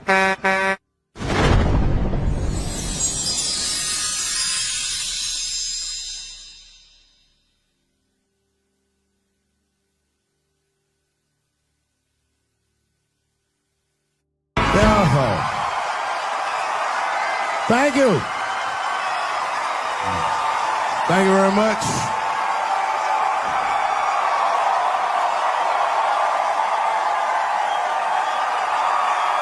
Thank you. What's going on? Good to see everybody out here tonight. Thank you. Hey, have a seat. Everybody be comfortable and relax. Oh, my gosh. Good to be back in Austin, Texas. It's good to know that plaid is back in. Most of the dudes I meet around these parts are dressed like a dyke in New York, so I'm glad to see that.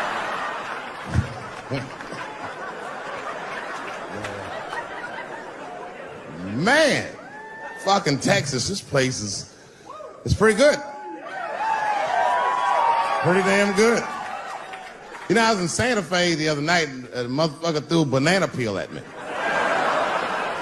Yeah, that didn't feel so good. Of course, it was a white person.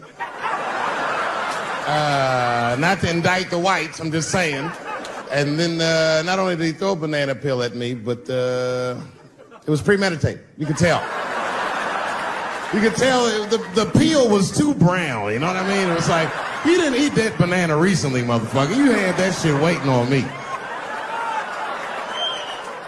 And the whole crowd was white, so it just got instantly creepy, and everyone looked like they were looking at 12 Years a Slave or something. They were all just like,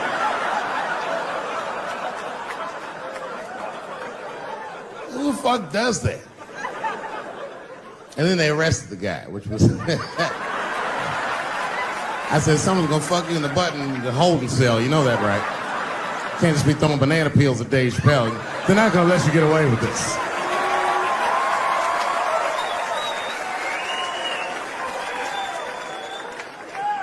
And the press called me up like, do you have a statement? A statement? For a fucking banana peel? No! I don't have anything to say. This guy was like fucking famous for throwing a banana peel at me. 20 years from now, he's gonna be tucking his kids in the bed and the kid gonna be like, Daddy, tell him about the day that you threw that banana peel at that nigger in Santa Fe. Boy, I'll tell you what, that black motherfucker saw his name up on the marquee about a week before. I said, man, if I could just get close enough to meet him. Throw a banana on that nigger and show him how. Fucking banana gate. I didn't even want to press charges. You know, this has happened to me before. No, sir, it's not a banana. I live in Ohio, right? So this is like a few winters ago. Oh, I didn't know you would ever clap for that. Well, all right.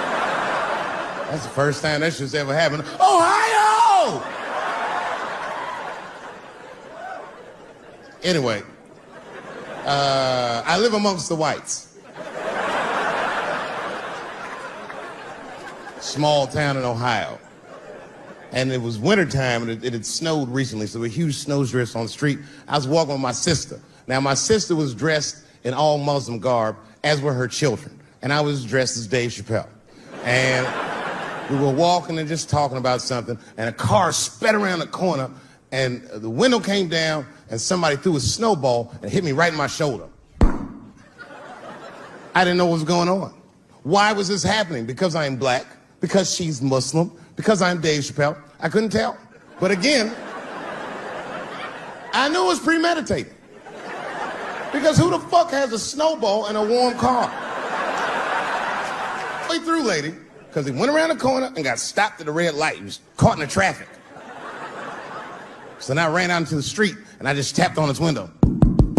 Hey, my man, can I just talk to you guys for a second? Come on out for a second. I just want to talk to you. There's 4 young white dudes in the car. They're like, just chill, bro. I said, relax. I just want to talk. Now, this is an old black trick. Really, I didn't want to talk. I was going to fuck them up. So, if you're ever caught in traffic and a black guy starts saying he just want to talk to you, don't open the door, nigga. Even if he's me, smiling at you. And they were like, chill, bro, just chill. And then the one guy in the back seat, I don't know what, he was just cockier than his friends. He was like, fuck it, man. I'll get out the car. And I started yanking on his door. Let me help you, motherfucker. Let me just help you out. And I didn't notice his window was down. And he threw a snowball and shit me right in my chest. Pow. He said, fuck you, you fucking nigger. And then the light turned green and they sped off. And I smiled from ear to ear. I looked at my sister and she said, I got the plates. And I was happy as shit because throwing a snowball at a motherfucker is a misdemeanor assault. But if you call him a nigga, and me and my sister start dancing, we gonna send this motherfucker to jail. Now I didn't notice it, but while I was yelling at him, a crowd of all white people had formed because it was an all white town. And I was like, uh-oh, I thought I was gonna get jumped. And one of them white guys stepped down and was like, I didn't like that at all. This is not what this town represents. I don't want this goddamn stuff in my vicinity. And another white guy was like, yeah, I didn't like it either. And then an old white guy stepped out of the crowd and said, young man, if you're going to fill out a police report, I would like to come with you and do the same. I said, you guys would do that for me? And the whole crowd said, hooray! I said, come on, y'all. I look like Malcolm X going to see Brother Johnson with a trail of white people.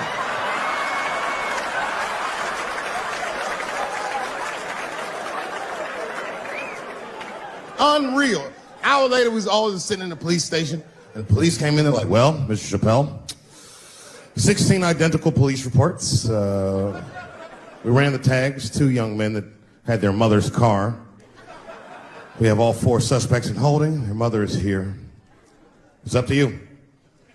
Whatever you want to do. If you want to press charges, we'll move forward. Sorry about that, officer. I'm a little flustered. I've never been in a position where I could decide the fate of white children before, but it's weighing heavy on me, sir. And I really can't decide. And I saw a lady pacing back and forth in the hallway, and I said, is that? He goes, yes, that's their mother. Well, can I speak to her before I make a decision? And when the mom came in, she saw it was me. She busted out crying. Oh, God, oh, no, I don't want him to go to jail. I am so sorry. I didn't raise him to do this. We love your comedy. We love you at the house. I said, miss, please, just, all right, look, I don't necessarily want your son to go to jail either. But what he did was pretty fucked up. So, is there something we can do short of jail just to let him know that he's wrong? She goes, oh, I don't know. What did you have in mind? Miss, I've never been in this position before. Oh, you know what we could do? I don't know if I'm asking too much, but maybe if you could just suck my dick a little bit. Just a little bit. I'm not gonna finish. I just want you to do it enough so that I can tell him you did it. I'm kidding. I wouldn't do that to anybody's mother. Maybe my kid's mom, but that's it. The second time I met O.J. Simpson.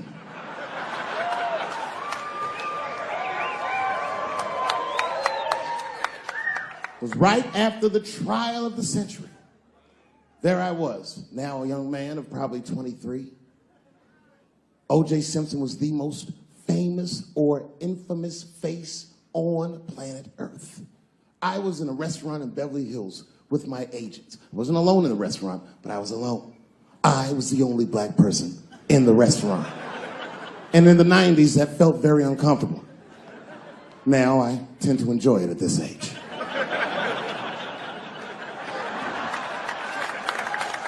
I was having dinner with my agents, celebrating a deal that they told me was lucrative, but I later learned fucking sucked. And suddenly, a group of women walked by. Every race was in that group. Black, white, Asian, Latina, white, and white again. They were all gorgeous. I watched them walk by. Then, I saw a familiar face. Al Collins, the man from the infamous Bronco check, towards the door. Couldn't believe what I saw. And then, close behind him, was O.J. Simpson, newly released from jail. The restaurant fell still. I was shocked. I didn't mean to say it out loud, but it just came out. O.J.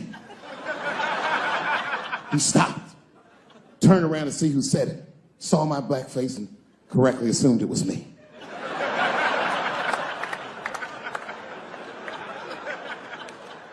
I was sitting in the corner of the booth. He leaned over all the white people I was having dinner with and shook my hand. How are you, young man? He looked in my eyes, and I could see in his eyes that he didn't remember meeting me the first time. And then he walked away. And I looked back at my agents, and all of them had nothing short of disgust on their faces. And the only one with the courage to voice their disgust was a woman named Sharon, who used to represent me. How could you, she said. How could you shake hands with that murderer? I said, Sharon, with all due respect, that murderer ran for over 11,000 yards.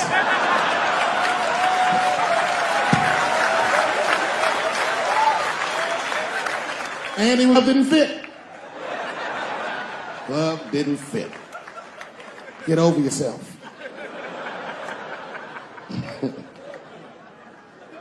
Some people can't do that. Some people just can't get over themselves. Gay people have a hard time doing that recently. Here we go. Here comes the deep water. No, recently I've noticed that. I noticed that with that Manny Pacquiao controversy. Yeah, no, it was now in the gay community's defense, Manny Pacquiao said some outlandish shit about gay people.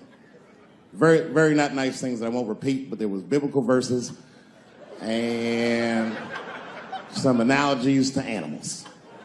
Wasn't a good look. Nike took his shoes immediately, which I thought was a little harsh. A little harsh. You know what I mean? Because he's, just because he's Asian. You know what I mean? Fuck, you gonna take shoes off Asian dude to appease a gay dude? You know what I mean? No? You don't know what I mean. But Asian people kind of know what I mean. No? No Asians in the front? No? No, this is what I mean. Okay, look. Okay, you're an Asian dude. No, I say this with no disrespect. But we're all Americans, right? And we can agree that America has a huge body count all over the world, but nowhere more than Asia. Literally, if you look at history, recently, we have bombed the masculinity out of an entire continent. We dropped 2 atomic bombs on fucking Japan, and they've been drawing Hello Kitty and shit ever since. There's a lot of lady boys in the wake of our bombs. And I know these things because my wife is Asian. She's Filipino. All right, well, okay, so that explains it. Now you know why you see me at all those Filipino events. I'm not there picking up pussy, I'm dropping some off.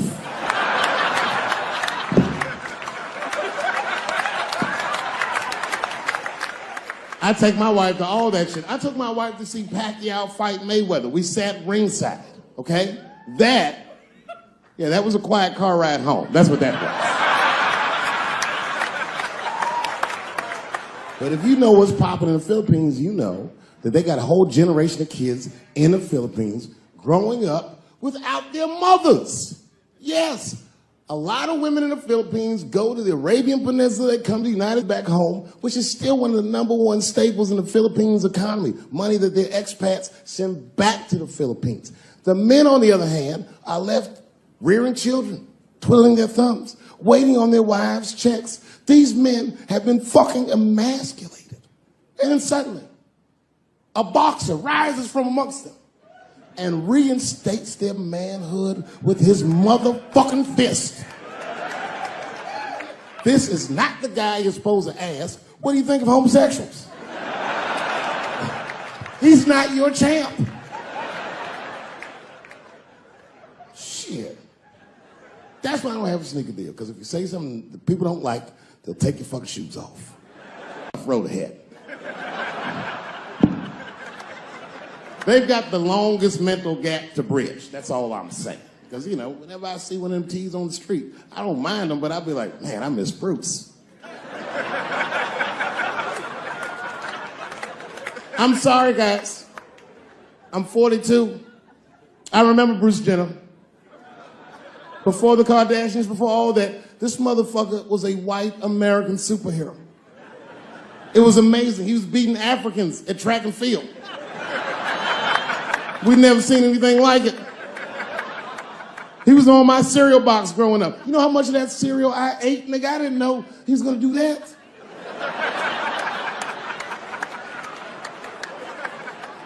I knew before you guys knew. I heard things on the street in Hollywood. You know, you just be out, see people. Hey, what's up, Kanye? Why the long face? Nigga, you'll see. I got 2 mother-in-laws now. And when I heard he was gonna do it, I was scared. I didn't think the public was ready. I didn't think the media was ready. And you know what? I was wrong. Never seen anything like it. Welcome to the world, Caitlin. So long, Bruce. Hello. Somebody called me a nigga in traffic last Wednesday. It's so long, it takes a minute.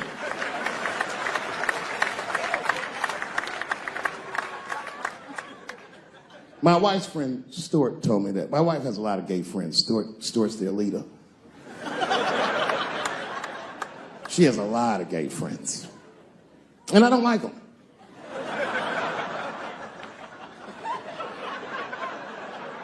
Not because they're gay, I'm just judging them on the merits of their character. They're just not nice dudes. They're fucking rude house guests. They're sitting on my couch, giggling with my wife, eating my motherfucking macaroons.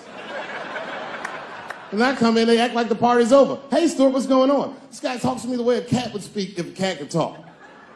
Hi, David.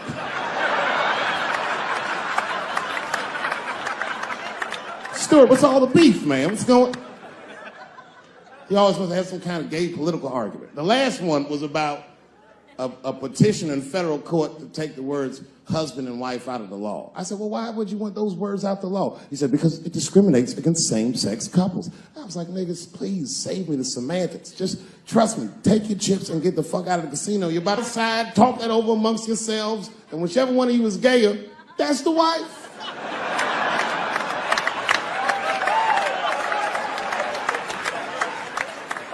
No, Stuart didn't like that. Stuart educates me about this movement, you know what I mean? I didn't even know shit about it. He told me it's called LBGTQ.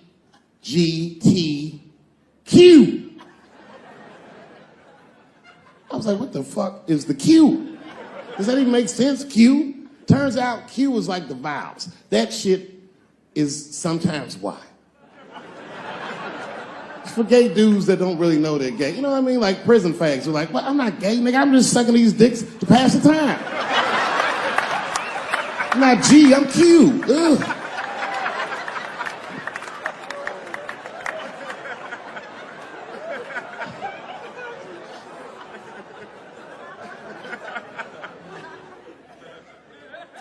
I think, okay, again, of all those letters, the T has the toughest road ahead. In fact, I think the T should stand for tough. If Martin Luther King had a sneaker deal, we'd still be on the back of the bus. They always true, the Nike exec come up, hi, Martin, we need you to tone down the talk of civil rights and blacks being humans. It's upsetting our southern distributors. But I don't understand. I thought that's why I had a sneaker deal in the first place. Not quite. Really, it's a walking shoe, and we like the marching, but try to understand. Fuck that shit. You know, I get it, though. I understand why gay people are mad, and I empathize. You know what? I'm just telling you this as a black dude. I support your movement. But if you want to take some advice from a Negro, pace yourself. These things take a while. Just because they passed the law doesn't mean they're going to like you. Brown versus Board of Education was in 1955. I was shocked. Is this happening? Wait a minute. Is this a time in American history when an American can make a decision for themselves? And even though other Americans don't understand it, they'll support it and let this person live a happy life? Is this what's happening? If it is, then good for America. That's Dave Chappelle, the American. Although Dave Chappelle, the black American, he was a little jealous. I was like, how the fuck are transgender people beating black people in the discrimination Olympics? If the police shot half as many transgenders as they did niggas last year, it'd be a fucking war in LA. I know black dudes in Brooklyn, hard street motherfuckers that wear high heels just to feel safe.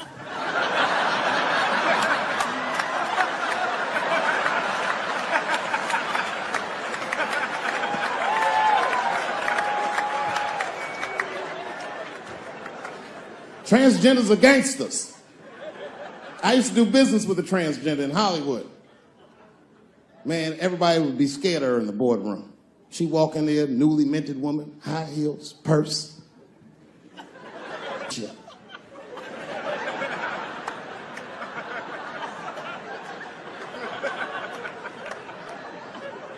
And then she walked to the head of the conference table, stare at us all, reach in the purse, and pull her old dick out and throw it on the table. Let's talk business, gentlemen.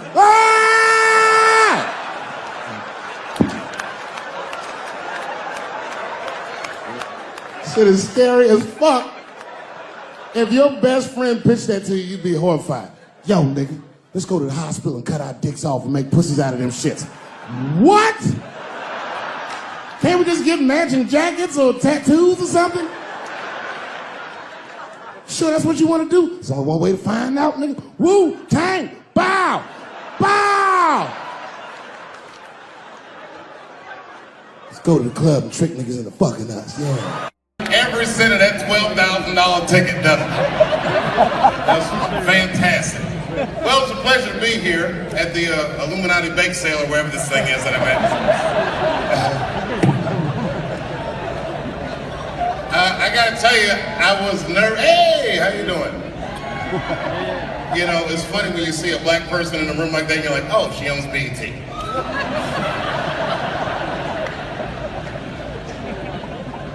I normally don't do benefits. Not because I don't care, but because the crowds are historically stuffy. I don't like being judged. I love you, bro. In a very impersonal way, I should add. I can't even see who said that. I haven't been back in New York in a while, especially for something like this. I was here years ago.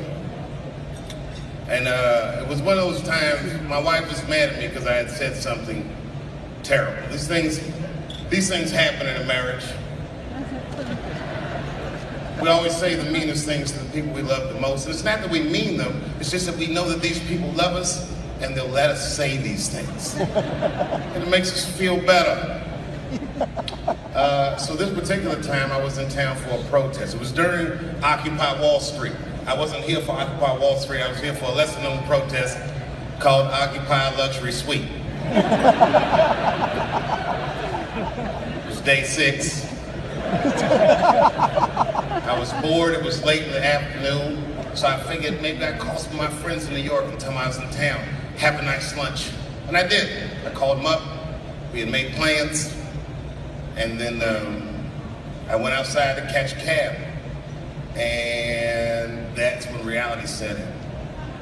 I'm still black in America. It was 4 o'clock, it was hot. You know how New York gets in the summer when it's hot? It was that sweltering, do the right thing heat. And I'm standing out there trying to catch a cab, and I can't catch a cab to save my life. But then I remembered I was staying in a luxury suite, and there's a guy there that's supposed to help me out. So I go to him and I say, sir, I'm having a very difficult time catching a cab, and I'm gonna get to the hotel. And he said, Mr. Chappelle, absolutely.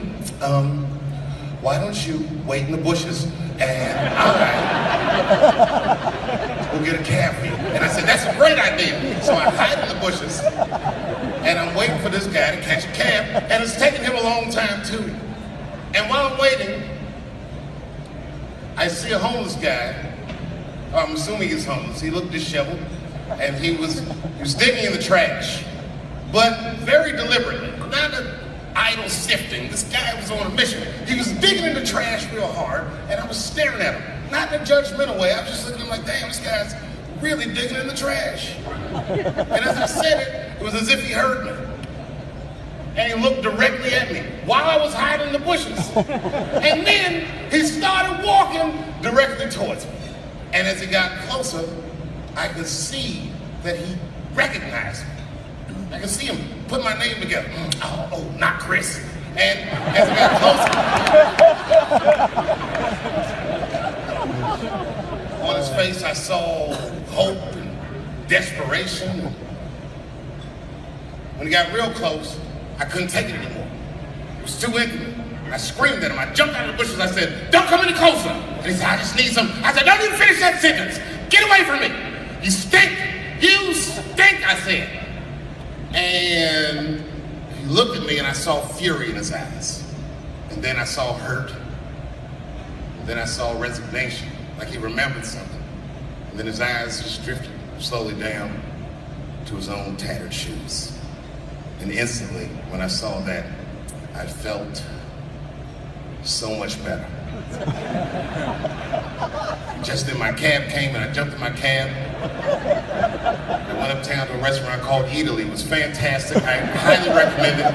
They serve huge portions. I couldn't even finish my lunch. And they comped my lunch. And then I was uptown, so I figured I'd do some shopping. And I did some shopping uptown. And then there I was at Columbus Circle, trying to catch a cab downtown. And again, racism reared its ugly head. I couldn't catch a cab downtown. And then I remembered holy shit, I have $5 grand in cash on me. So I went across the street to Central Park South, and I caught a horse and buggy all the way from Central Park South back downtown to the village. It was beautiful. By this time, the sun was setting, and there was that orangish, purplish glow in the sky, and I had a blanket over my lap, concealing an erection that I had for absolutely no reason. It turned out to be a wonderful day. Then I got back to the hotel, and I guess who was across the street?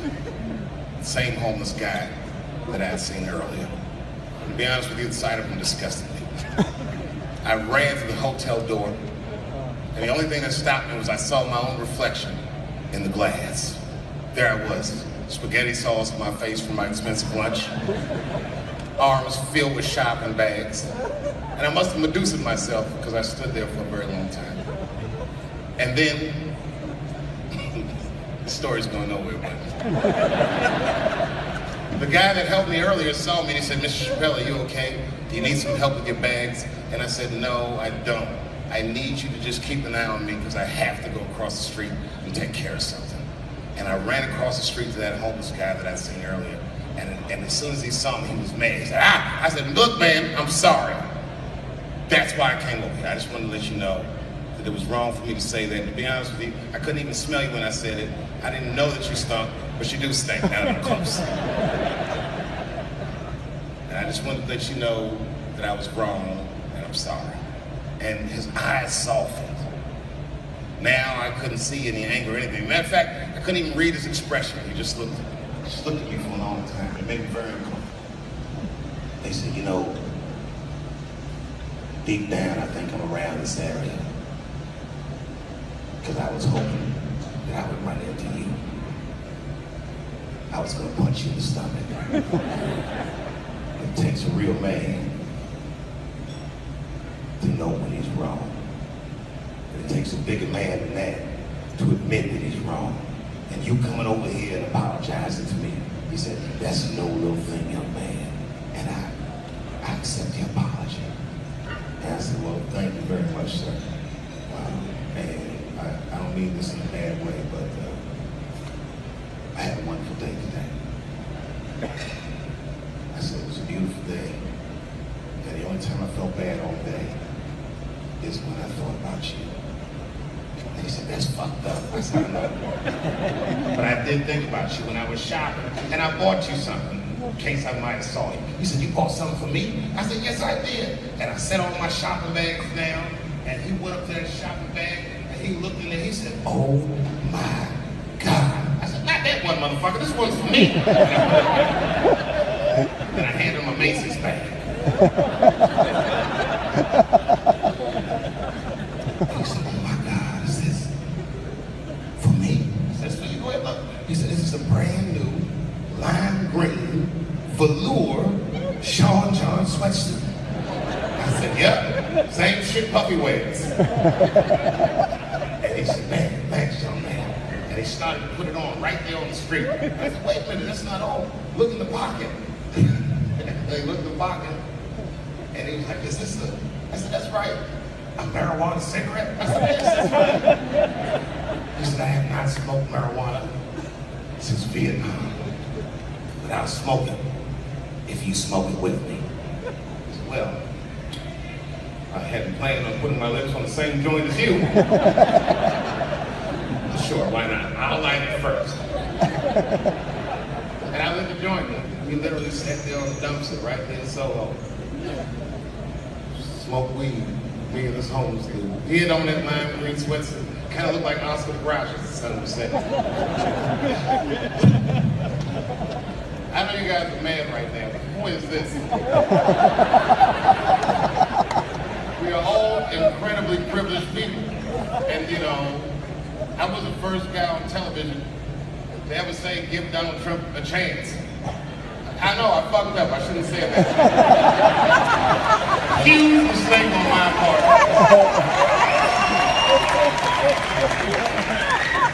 It's going worse than I ever dreamed it would go. It really is going bad. I think he's in trouble. I think, like, I'm worried about his well-being as a dude. He doesn't seem like he's... The guy held a press conference where he asked the media to stop finding shit out. I said, no, I don't think that's gonna work. You ever see that press conference? You don't know how scary the things that I see in my briefings are. I don't think you're supposed to tell us that, sir. Tell us that shit is scary. Who does that? Even as a parent, do you do that?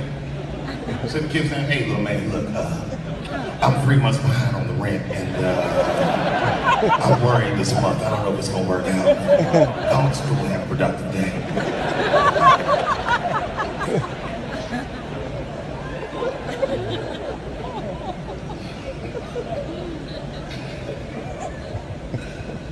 I don't know. Maybe the last few more months.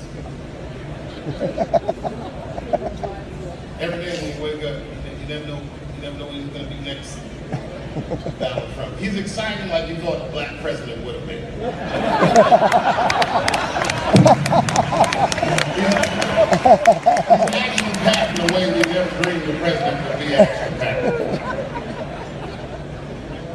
That's great. It is a crazy shit. Donald Trump said we should not let any Muslims into the United States until we can figure out what's going on. And I think that's way out of step with the way people feel in America. Am I wrong on that, or was it me? I think you guys are not a good gauge of how people actually feel about it. You're largely rich white New Yorkers. You didn't even know he was going to win in the first place. I'm the Jane Goodall of white people. I live amongst poor whites. I study them. And I have no problem with any white person, but poor whites are my least favorite. A lot of trouble from them. But I knew he was going to win.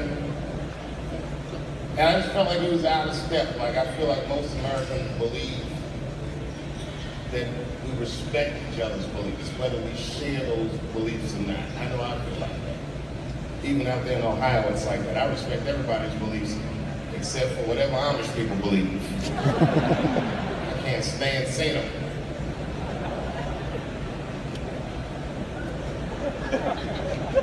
See, I took a long pause because I meant that shit. I don't respect those beliefs.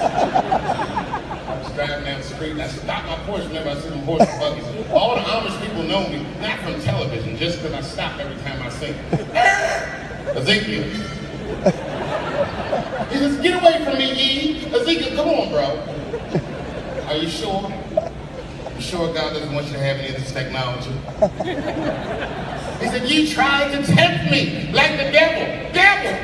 I'm trying to put you onto the game. I just went 30 miles in 25 minutes. It's a big world, Ezekiel. You don't even know what the weather's going to be tomorrow, do you? You don't even know there's a valuable Pokemon on your shoulder. Blink, tap, tap.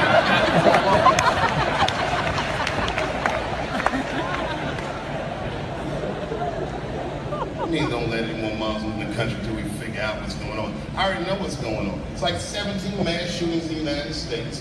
4 of them were done from Muslims. 7 of the countries that are banned have none of those 4 people from them.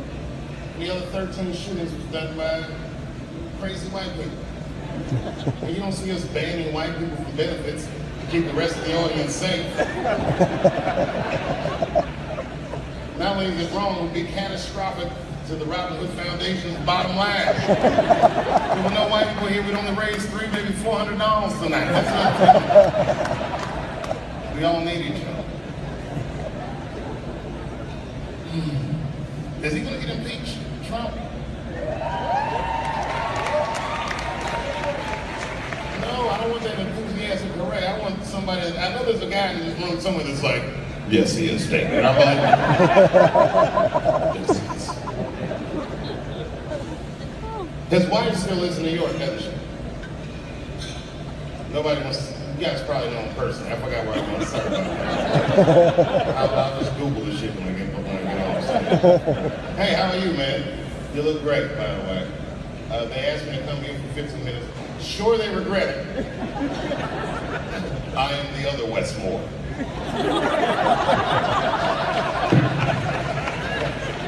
I read that. The other Westmore. I somewhere. Congratulations, Wes. Every time I see you, I'm impressed beyond my wildest dreams. Never met Wes personally, but I'm definitely impressed. You know, because I know, Wes, is that you? Hey, man, it's very good to meet you.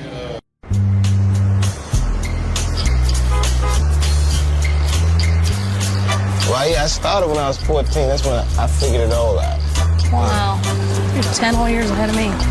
Yeah, but I have a short attention span. I'm thinking about quitting. I want to do something else. You know what my first job in the workforce was? I had to put on a cookie costume and hand out flyers on Capitol Hill for a restaurant called the Cookie Bag. The cookie bag? In the middle of August. And what kind of cookie were you dressed as? Huh? Was it a chocolate chip? It's the poor, hot, angry-ass chocolate chip cookie.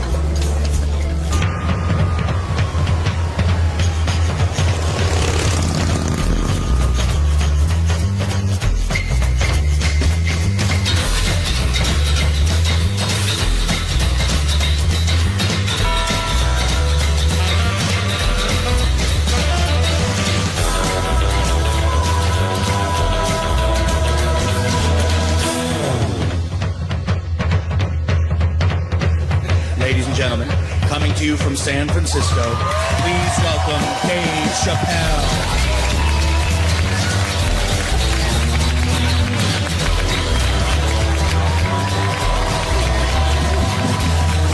Thank you. Thank you all. Thank you. What's up, San Francisco? I like your city. It's beautiful. Tolerant place. I didn't see much. I haven't seen my friend call me. He was like, Dave, having fun in Frisco? Hell yeah. Seen the sights? No. You want to go see Alcatraz? What kind of nigga in his right mind wants to visit a prison for recreation? I got friends in jail I don't visit. I don't deal with jails. Don't deal with jails, and I don't deal with police. My house got robbed in New York. I didn't even call the police. I wanted to, but I couldn't. My crib is too nice. It's not that it's too nice, but it's too nice for me. You know how the police are in New York. Soon as I open the door, they'll be like, oh, he's still here. Open and shut case, Johnson. Apparently, this black guy broke in and hung up pictures of his family everywhere. Never seen anything like it. Don't deal with them, man. I had to bail a friend of mine out of jail one time. You know, that was horrible. I was scared. I had to walk right into the belly of the beast. I tried to look as non-threatening as possible. Hi. I'm here to bail out my buddy. Oh, okay. Well, while you're here, you do fit a description. You'll walk this way, we can process you. How'd it always get us? It's fitting those damn descriptions. Now, I could be bitter and blame all the police, but no. I'll tell you who I blame. It's those sketch artists. They keep drawing the same brother over and over again. Who is this generic man we all look like? I want to know what they say when it's us. You know what I mean? They'd be in that room like, did you get a look? Did you see the guy that tried to rob you? Yes. Yes, I did. He's about 6 feet tall, I'd say. 6 feet tall? Yes. He had his hat on backwards, too. Good. That's good stuff. Hat was on backwards. Yes. He was black? Okay. Big lips, big nose, hanging out. Say no more, sir. I'll draw him from memory. You know, let me get my stencil. I think we can trace this guy and save some time. They get on the radio and calling all cars. Be on the lookout for a black male between 4'7" and 6'8". Between 120 and 380 pounds. He's wearing Nikes. Get this man! Criminals are insane. I don't even know why people do crime.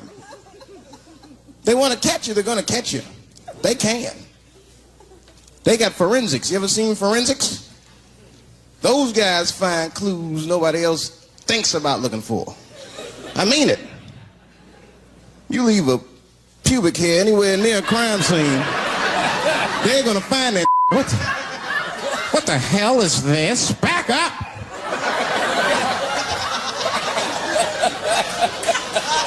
We got a match.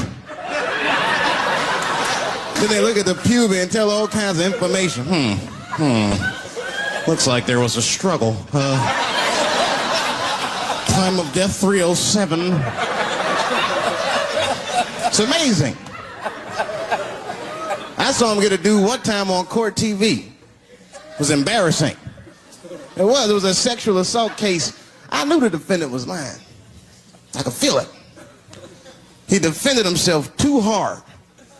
He did. His answers had nothing to do with the questions. They're completely irrelevant. They asked him easy questions. Were you anywhere near the crime scene on the night of the incident? Mother, I told you I work at Burger King. He was like,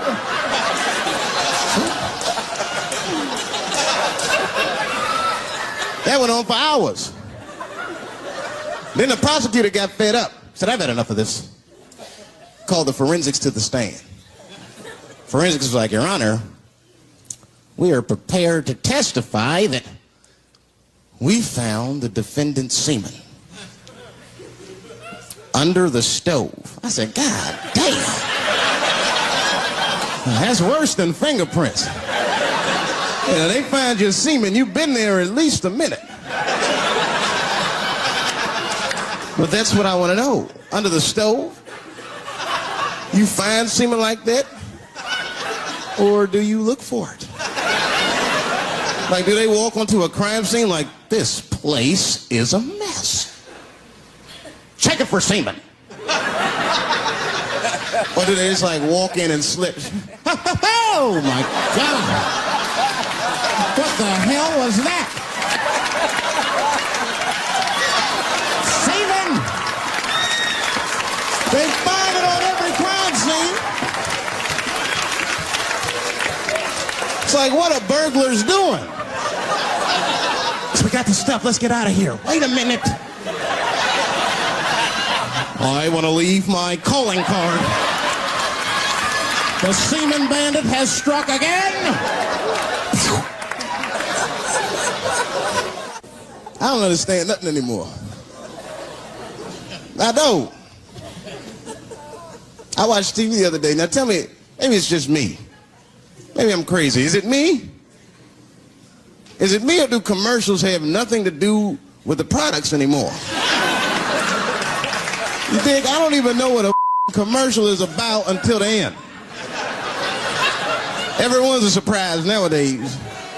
You seen that commercial where the lady got the black eye? This lady come on TV with a black eye. She's crying. She's like, I smoke crack.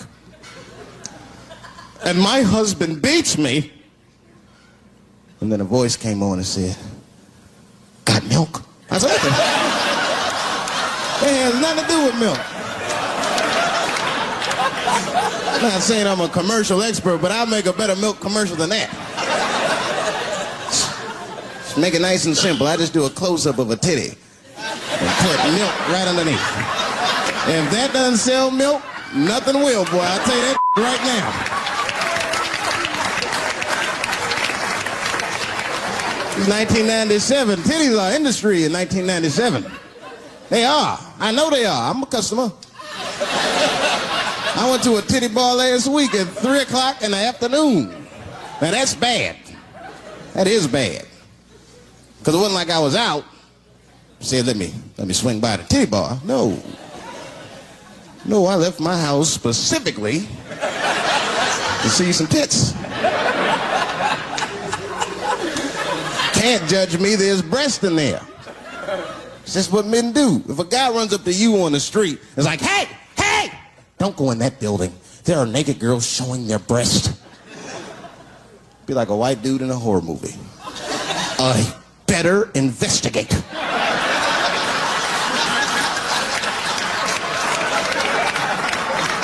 I'm gonna want to see for myself.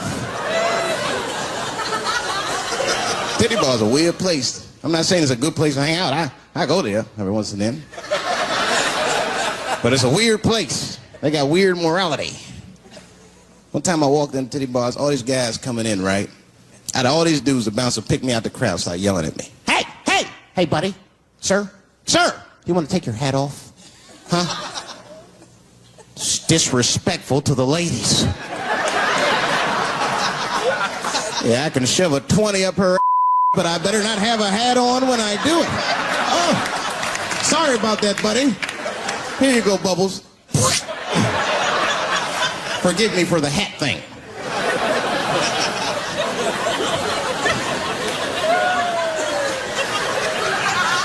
You know why those bars are so popular now? Is because men don't know how to deal with women in reality. So sometimes we got to take the fantasy road. The reality of the situation is very grim.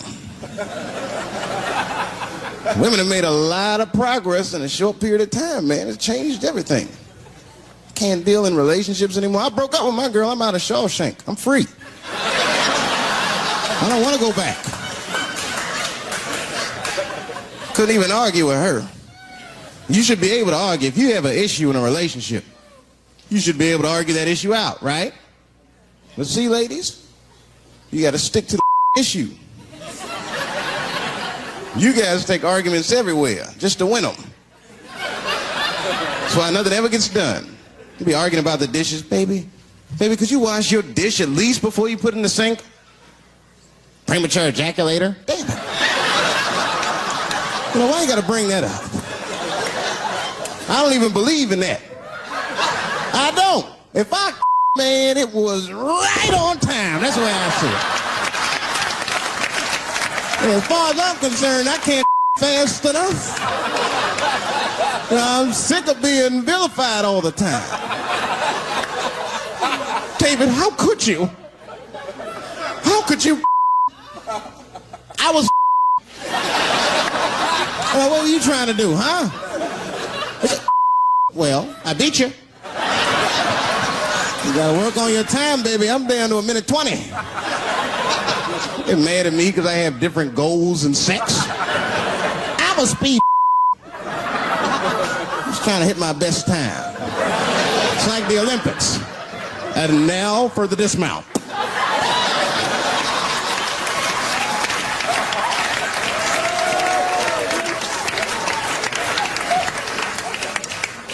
It wasn't all bad. It's never all bad. You won't stay if it's all bad. Nah, that's not true, but I wouldn't. Yeah, we had fun. We used to watch porn together. That's how cool she was. You know, it seems nasty, but it was fun. We learned about each other. She learned about me. One time we was watching porn. I'll never forget this time. The first scene in this movie was hardcore.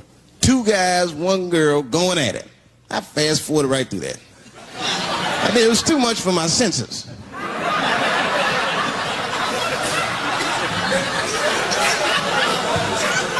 The scene after that was these 2 girls and this guy. And you know, I stopped for a minute. I had to see what this was all about. And she noticed. She said, what is that? Now, why does that disgust you? 2 men and 1 woman. The men aren't touching each other, but the women are. The 2 women, those men touch each other. The 2 men don't touch each other. Why is that nasty to men? And I'll tell you why. Hey, ladies, you can call me crazy, but I think every straight man has a rule. That would be the 1 penis per fantasy rule. My is the star of my fantasy. Nobody else is guest starring in my. This is a Dave Chappelle joint. You gotta look at the whole picture, man. And you get two girls and a guy in a room together. Boy, that's something else. That's holding and hugging, friendship and helping, teamwork at its very, very best, my friends. You get two guys and a girl in a room. It's the wrong kind of teamwork. It's downright brutal, if you ask me. I'll pull her hair. I'll smack her ass. The poor woman looked like a chicken on a rotisserie. And help me! What do I got myself into?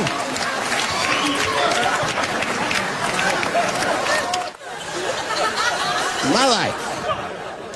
It's too much there to stress you out. This whole world's just drug-infested. Hate-infested, drug-infested world. Hate drugs. I heard the worst drug story. You know what my friend told me? You know what he's dealing with? His landlord is hooked on crack. That's terrible. That's pressure. If your landlord's hooked on crack, that means you've got to have the rent. You come around all the time. I got the rent. It's not even due yet. It's the 10th. Come on, I need it. Let me just get $20 of it now, and then just give me the rest of the end of the month. Every couple hours. Hey, look, I'm going to need some more of the rent. This building's falling apart. Things came up. Comes home early from a party. Landlord's in the crib going through his. What are you doing in my house? Ah! Where's the sink? I came to fix it. It's in the kitchen. I thought it was in the drawer. I'll fix it tomorrow when I come for the rent.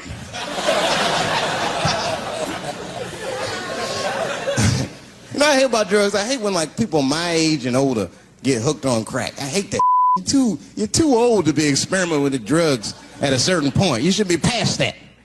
You ain't doing it by a certain point. You just miss it. Drugs are really for old people anyway. You 75, you've earned the right. If I was 75, I'd do coke, heroin, everything. I wouldn't give a. I'd be walking down the street, they'd be like, boy, that old man is tripping.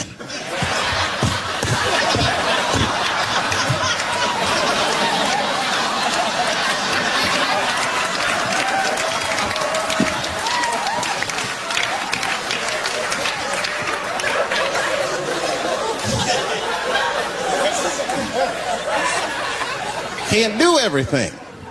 Maybe weed. If you're gonna do something, do a little weed. Smoke weed. Weed's not as bad as everything else. Weed is a background substance. You know what I mean? You can smoke some herb and still function. And you ain't crisp, but you'll function. Nothing higher than weed, though. I made that mistake one time. I was at a party, some guy gave me some. He's like, here, man, take this. It's mushrooms. I took it. I forgot all about it, you know. Then a couple days later, I found that in my pocket. I'm thinking, why not? Because I'm thinking it's like weed, some background. I planned my whole day out like it was weed. I'll chew this up. Then I'll go to the barber shop, get my hair cut, and then I'll see a movie.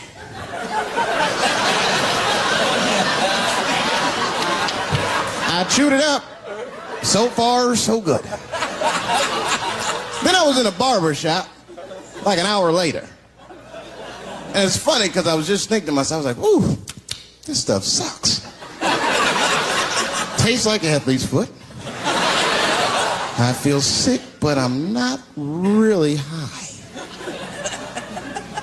Then I looked in the mirror. I saw the barber's reflection, man. It looked like a big penis was cutting my hair. I freaked out. I started talking to myself, Dave, calm down. You're on drugs. This is what drugs do. Okay, you know that there is no way that a penis can cut hair. But I started freaking out, man. I just couldn't take it anymore. I jumped out the chair. Half my hair was cut. I didn't care. I didn't. I just gave a barber a handful of money. It was weird. The balls opened up. Anyway, I ran home, man. I ran home as fast as I could. Tripping. I looked at the clock. It was 2:42. I was like, damn, 2:42. I gotta sober up. I had never been this high this early. I took a shower. I was still high. Said maybe music will do the trick. I listened to every CD I had. I was still high. Exercise. That's what I'll do. I ran around the block 4 times. Still high. Took a nap, woke up. I looked at the clock. It was 2:43. I said, God damn. Who wrote this song? You know, this is my grandmother used to sing that when she cleaning up. That's a Negro spiritual. Black work song. Not everybody know about that. I know. See, white people, you guys might whistle when you work. You dig? But that's how you can tell what kind of work we're actually doing.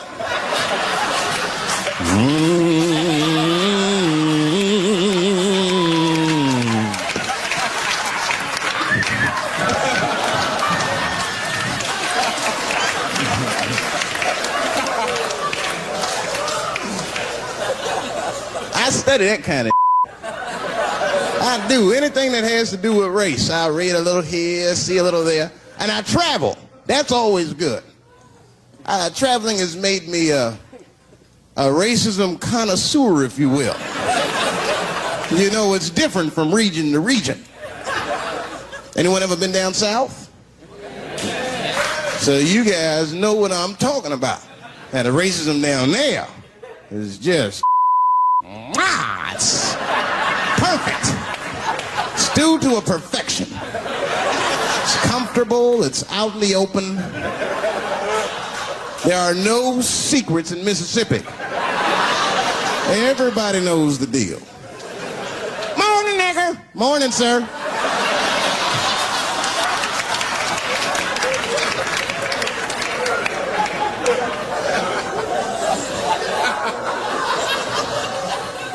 Not up here. You hit the big cities, man. It's different. It's always a secret. And we should do like them. We should keep our shit out in the open, then a little. I mean, with limits. You don't want to say whatever comes to your mind. That might be a little much. White dude be walking down the street minding his business, and the brother walk up to him. Hello, you white oppressor, you slave master rapist of Africa. Why, hello, my big lip spear chucking friend. Touche, hunky. So, Whitey, what did you do today, huh? Oppress a new land and make the people there Christians against their will?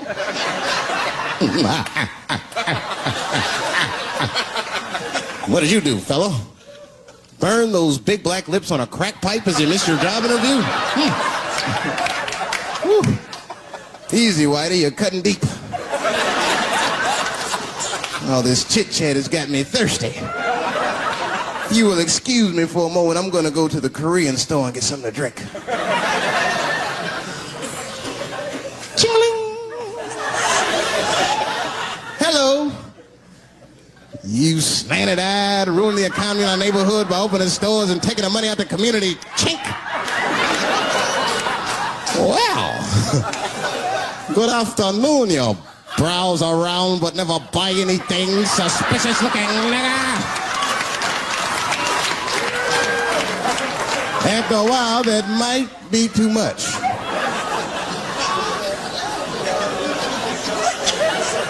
But you can't help it. If you're an American, you're a racist. We brought up from the beginning to think in generalizations. We never look at the individual. We rarely look at the individual. I'm a racist. I know I'm a racist. You know how I know? The other day I caught myself being racist against myself. There's so much going on, I got mixed up. Forgot whose team I was on.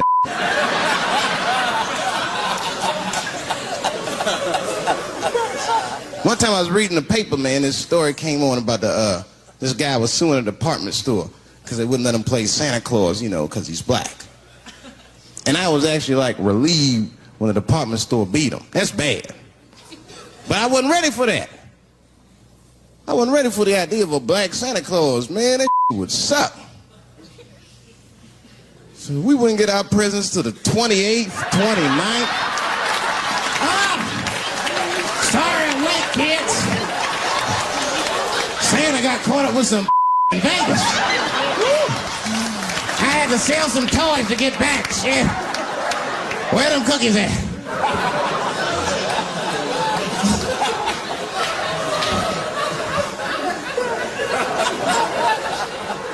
Y'all a great crowd, man. You are. I'm glad y'all came out, man. I'm nervous. I am. Not about the special. I hope this don't make me famous. You did? I don't want to be famous. I want people to like me for who I am. Like famous dude, don't never know why people like them. That's why, like, if I ever make it, I'm gonna have to like test people. Like if I meet girls, I wear disguises when they first meet me, so they don't know who I am. And then like on the first date, I'll call myself, I'll pick you up right from work. And then I'll pick her up in a garbage truck. Just to see how she reacts. And she's like, wait a minute. Oh, do I look like garbage to you? I don't see no goddamn trash need to be picked up here. Get that goddamn truck off my block. Who do you think you are?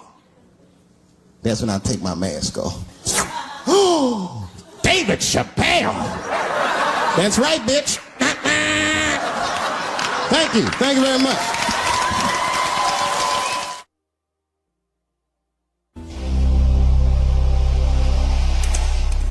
Dave Chappelle. That's right, bitch. Doing what he does best. Your landlord's hooked on crack. That means you gotta have the rent. I got the rent.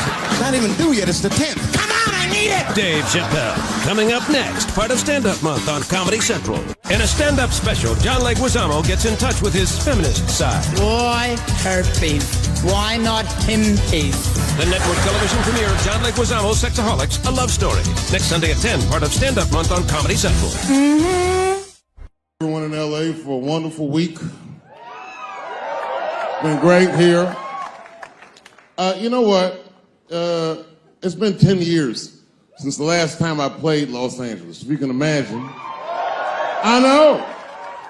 I've been gone for a very long time. And unbeknownst to you, it was a difficult 10 years. I'm not going to take you through all the agony I've been through, but it was tough. Some of it you might have seen. I don't know if you ever saw on TMZ the big headline, Dave Chappelle, drunk on stage in Detroit. Well, if you saw it, I wasn't drunk. I had smoked some reefer with some rappers. Yeah. I don't know if you know anything about hanging out with rappers, but their weed is very strong. Stronger than what I was accustomed to. The article goes on to say I was booed off stage, which is also incorrect.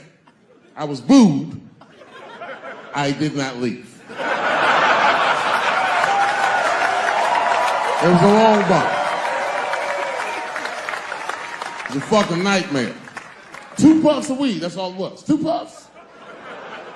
I never had that happen where I take 2 puffs of weed. I looked at the guy next to me, I was like, I'm gonna bomb, nigga, I can feel it.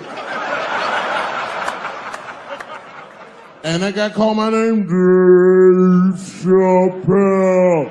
Niggas was like,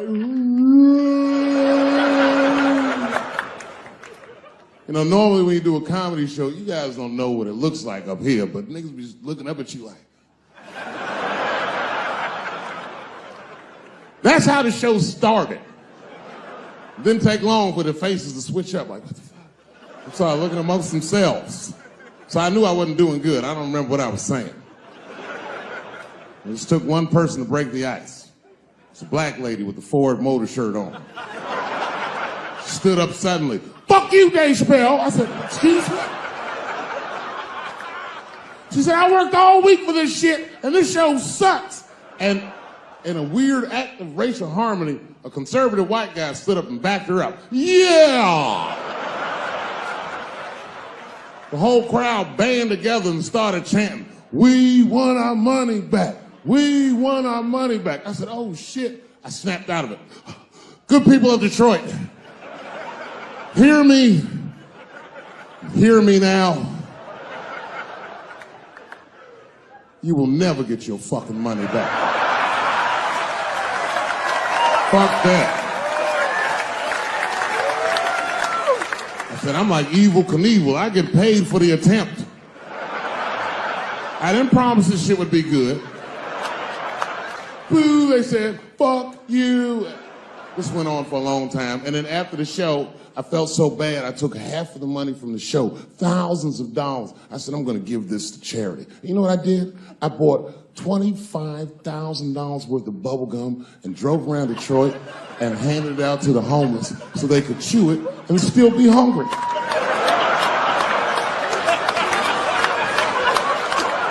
I was very mad at Detroit that night.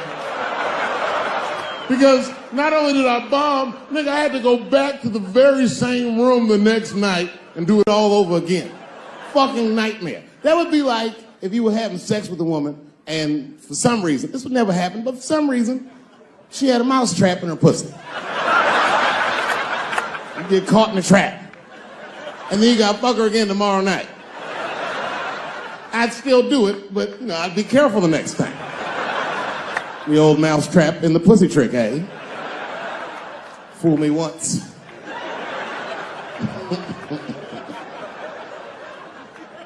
Yeah, it was a tough time. And I wanted to give up sometimes. I almost did give up, but then right before I gave up, I decided not to. But I made the call. They answered the phone. Hello? Dancing with the Stars. I said, not yet. Not yet. Yeah. Oh, if you see me on that shit, it's over. Trust me. My spirit is broken. If you see me waiting for them judges,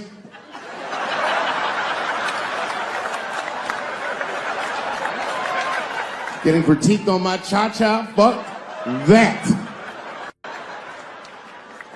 I've been hanging out in there. I haven't been working in LA, but I come out here and hang out and shit. I was out here a few weeks ago. I almost got arrested. I'm not bullshitting. This happens to a lot of black people. What happened was, I was coming out of one of those nightclubs in Hollywood, and my friend saw me. I guess I was wobbling or something. So he just rolled up. He's a good friend of mine. He's like, "Hey, Dave, give me the keys." And I was like, all right, nigga, just take the keys. And I got in the passenger side of my car, and he drove it. And it was fine. Just talking, chopping it up. And then on the 10, the blue and whites hit us. Now, I should tell you, the friend that was driving me was black, which really doesn't have anything to do with the story, other than to let you know there was fear in the car. Not my fear. I'm black, but I'm also Dave Chappelle. So I figured, you know, shit'll probably be fine.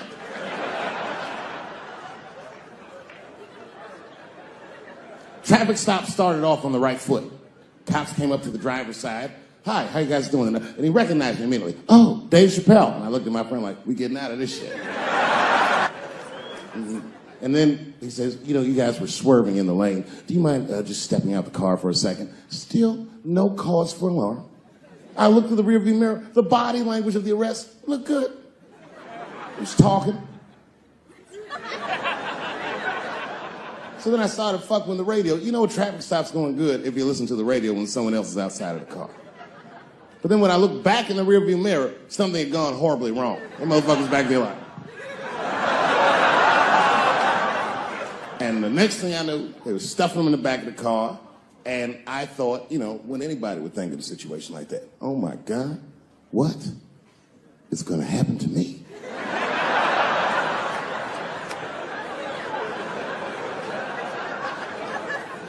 And the police walked up to the window.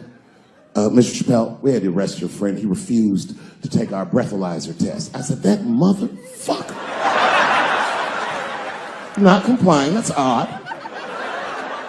"So, officer, what's going to happen to me?" well, you're fine. We're just going to have to ask you to step out of the car so we can impound the vehicle, and we'll arrange for you to have a ride home. I said, oh, well, nah, I would rather you just give me the keys. He said, well, Mr. Chappelle, I mean, your friend already told us he's your designated driver. We can't be good. And then suddenly the shit turned into Vegas. He was like, I'll let you blow for it. I said, excuse me? He said, if you blow in my breathalyzer. I said, oh, nigga, I thought you was trying to get your dick sucked.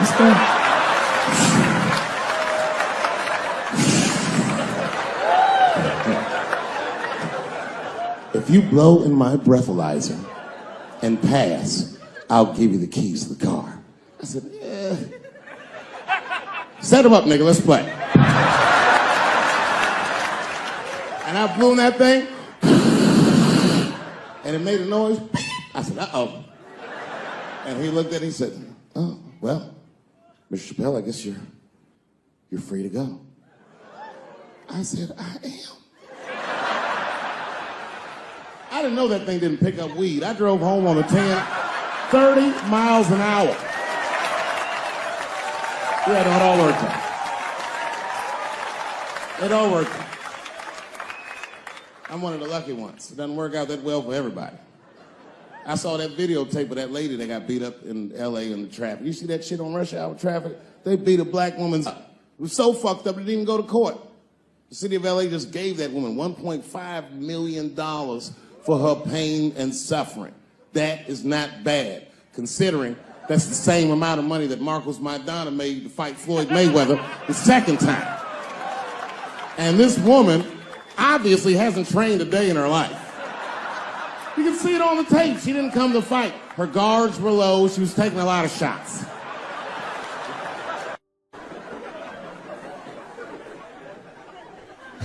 Boy. Yeah, tough time for the blacks. I'm not going to say nothing about the police. I'll leave that for Chris Rock.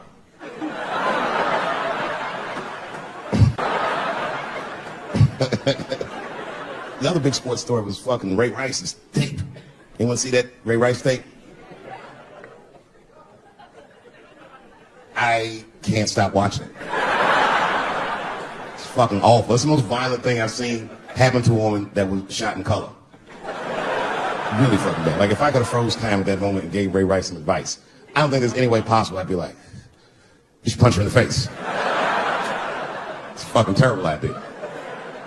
At the same time, I also believe she shouldn't have rushed him. What the fuck was he like? Yo, you can't beat him, miss. Don't rush him, motherfucker. That's trained to stiff on people in the clutch. He's going to get the upper hand.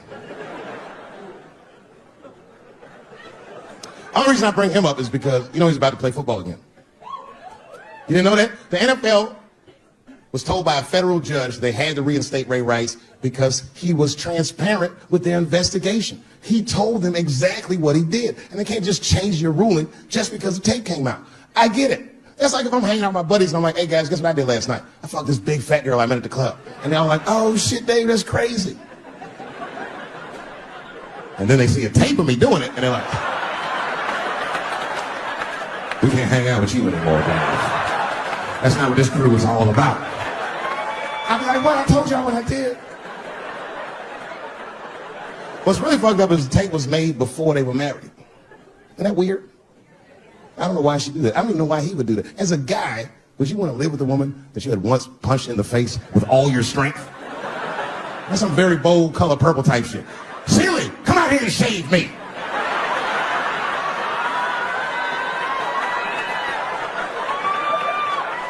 You out of your fucking mind? I had to ask an older friend of mine just to get some perspective. This older black dude. Actually, the fairest person I've ever met. And I asked him, I just said, hey man, I said, did you see that Ray Rice video? And instantly he was like, David, that shit was disgusting. And then a moment later he goes, I wonder what she said to him. I don't think that matters. I think the idea is you're not supposed to punch her in the face. My wife says terrible shit to me. My wife once called me a pussy in front of dinner guests. I know, I started to get mad, but then I was like, fuck it, she's probably right. I am a pussy, I admit it. I'm soft and warm and persuasive like a real pussy. Right. And then I said, and if you don't take care of me properly, I might stink like your pussy. I always fight dirty in the Chappelle household. It's not a big deal. No. If you want to get to the bottom of a matter of the heart, what you're supposed to do is ask a woman. Now, actually, there's 2 women that I know. They're both college professors in this little area I live in. And I meet them twice a week at Starbucks for coffee. Talk about important shit. And I asked the girls who was in the coffee clutch, I said, yo, why y'all think that this woman stayed with Ray Rice after we punched her in the face with all the strength? And one of my girlfriends said, David, you need to wake the fuck up. She's staying for the money. Well, now, wait a minute, because my other girlfriend was like, I disagree. I think that she actually loves him. And I said, wait a minute, ladies, you know what? I think that you're both right. And what I was doing when I said that was preserving the possibility of a threesome with these bitches. I've been chipping away at this pussy 1 cup of coffee at a time for like 4 years. I was gonna throw all that hard work away with some Ray Rice shit. I don't care that much.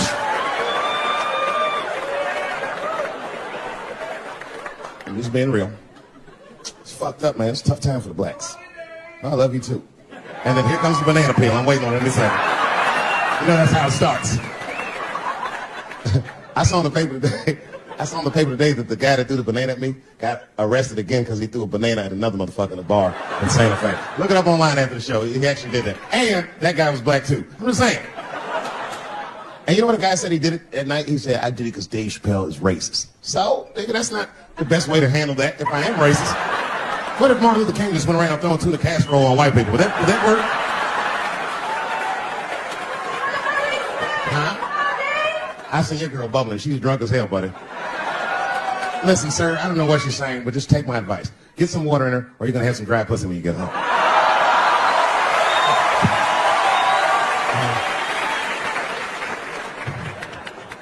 His dick's going to be shaped the fuck up tomorrow. Santa Maria. Who got a cigarette in here? Anyone got a cigarette in the bar? Yeah, you fella. Yeah, please. Well, let me see this. This is a Marlboro menthol. This could have been anybody. If it was a Newport, I'd be like a black dude threw that out. But a Marlboro menthol, that's one of them riddles.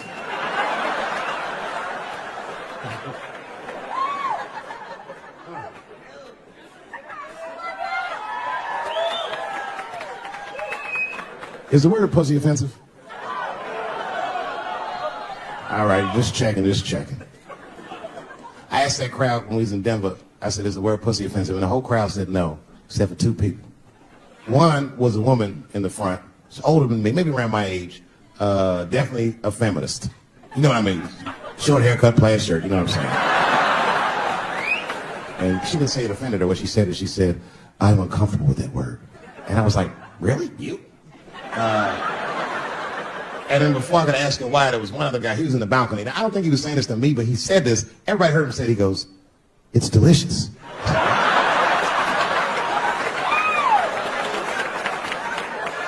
I don't think I've ever heard pussy called delicious before in my life. Now, this is not to say that it's bad, but it's definitely an acquired taste. I don't think any of us tasted pussy our first time like, it needs something.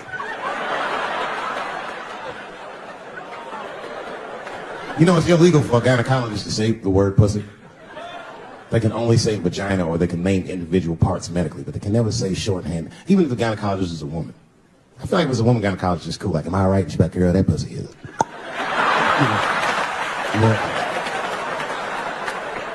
I don't think men should be allowed to be gynecologists.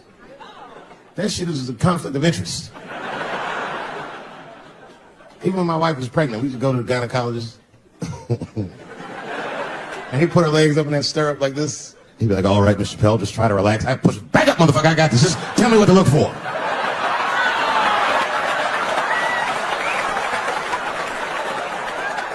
One of those home-style checkups. There's too many ethical questions when men do that. Like, can a gynecologist lose their license for smelling their fingers during an exam? Is that illegal? How could they not? These are men. It's like if you have a good barbecue, you don't even think about it. You just...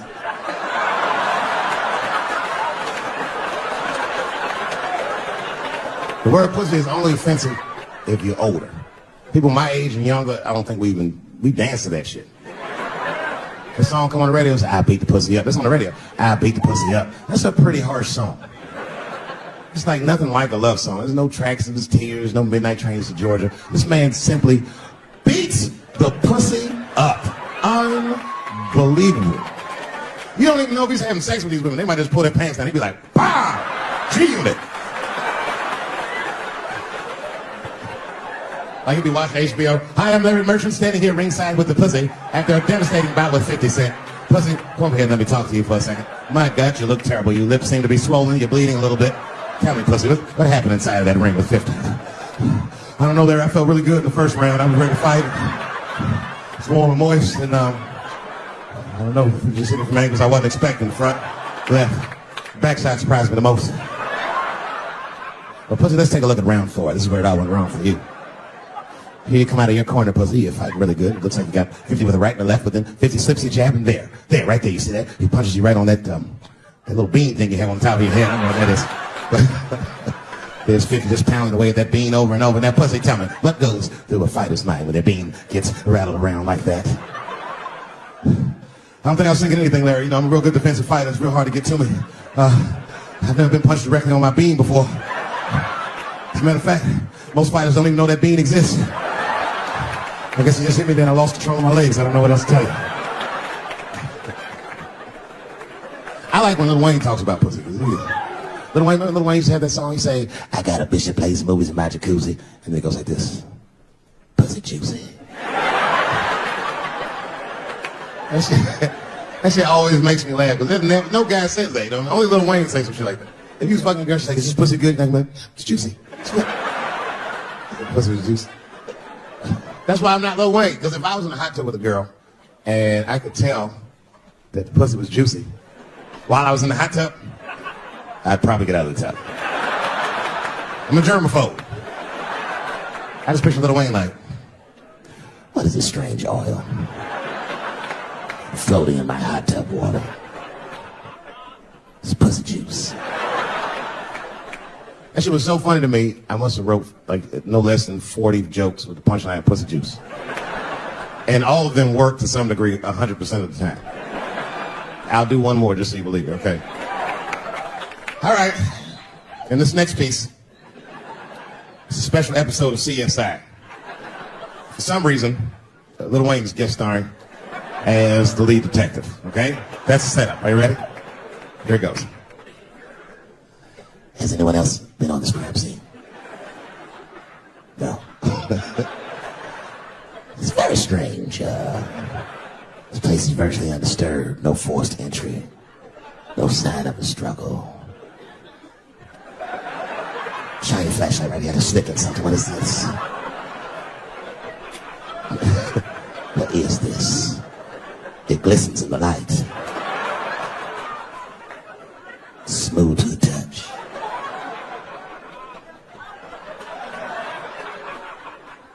This is pussy juice.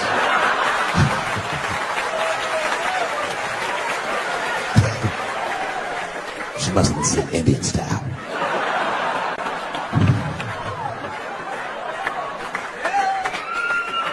Everybody's mad about something. Recently, I got attacked online by some gay bloggers, and it hurt my feelings. I have no problem with gay people, but I fucking hate bloggers.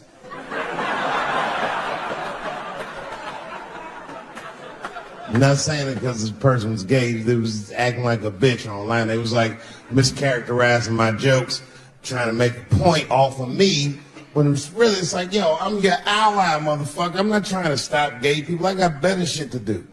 This motherfucker was saying things trying to get gay people to beat me up. Seriously, he was like, Dave Chappelle's jokes. I don't know how he actually talks when he's making his voice up. Dave Chappelle's jokes were an affront to the manhood of all gay men. What the fuck does that mean? I didn't say anything that would allude to gay men not being men. I know you men. In fact, what could be manlier than fucking another guy in the ass. It's the most gangster shit I've ever heard of in my life. I told you I'm not cut out for that. I'm a pussy. And you know what I said? That's all I said. First of all, I'll tell you right now what I said. And I will tell you that this was not a joke. It's a true story. And I just happened to tell it. All right, what happened was I went to a gallery party. All right? I don't know who in here has ever been rich before, but these are very nice parties. You know, wine and cheese and baller conversation. And there was a few eccentric types, one of which was a very wealthy man that happened to be wearing a dress. I don't know what you call him now. He was a tranny or a drag queen, perhaps. Whatever it was definitely a man. And this man was definitely on drugs. I don't know what kind of drugs he's on, but I knew he had too much. He didn't look good. It's like this. He's like, he looked sick. And all his friends were standing around him, concerned, trying to revive him. I don't know what it is. It looked like some kind of gay CPR. It was fanning and shit.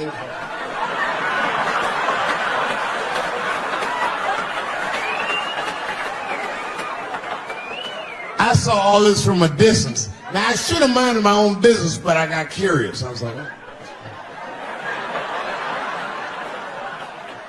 And I went over there. All I said, excuse me, gentlemen, is he okay? And then they looked at me like I was evil. She is fine. I said, word? Oh. I'm sorry, I didn't know this is what we were doing. Here's my thing. I support anybody's right to be whoever they feel like they are inside. I'm your ally in that. However, my question is, to what degree do I have to participate in your self-image? Is it fair that I have to change my whole pronoun game up for this motherfucker? That doesn't make sense. Seriously. If I put on an Argyle sweater and I'm like, hey everybody, I feel like a white guy in this sweater and I want some goddamn respect and a bank loan. It's not gonna work. Give a fuck how I feel. Why should I give a fuck how you feel? Nick? Now, I gotta tell you, and this is gonna surprise some people here, but not everybody. People say things to me all the time, but what you don't know is it does affect me. I think about it. And that one bothered me a lot. I was driving home, couldn't stop thinking about what this woman said because she's not the first woman that said that to me. It's puzzling. You know what I mean? Like, what could I possibly be saying that would make these bitches think I hate women? Couldn't figure it out. So you know what I did? I Googled the dictionary definition of a feminist just to make sure I was talking about the right thing. And do you know, sir, what the dictionary definition of a feminist is? I didn't either. Listen to this. Webster's defines a feminist as a human being, not a woman, a human being that believes in equal rights for women. I was shocked that that's what that meant. Because by that definition, I would consider myself a feminist. And I didn't even know that at the time.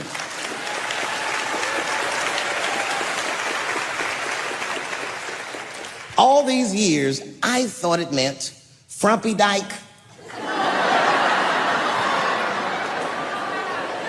Well, that's who's always talking to me, some chick in overalls. Men are trying to rape us. Ah, not you, bitch, we please.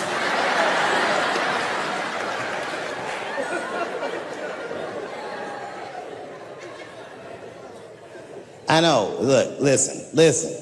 I support the feminist movement, I do, in my own ways. When you guys did the Women's March, I tried to go and support you. And none of my friends would go with me. I asked all the fellas, none of them wanted to go. I tried everything. Come on, y'all, it's gonna be bitches there. They was like, nope. So what I did is I called my friend Ange. Ange is a black woman who's a comedy writer, and she's dope. Matter of fact, she's the only woman that I know personally that pays her ex-husband alimony. And she sounds just like a man when she does it. Fuck that broke motherfucker and all that. She says all that shit. So I hit Ange up. And I hit her on the text. And all I did, I texted her. I said, Ange, are you going to the Women's March? And she texted me back, and this is real text. She said, I hope those white bitches get tear gassed.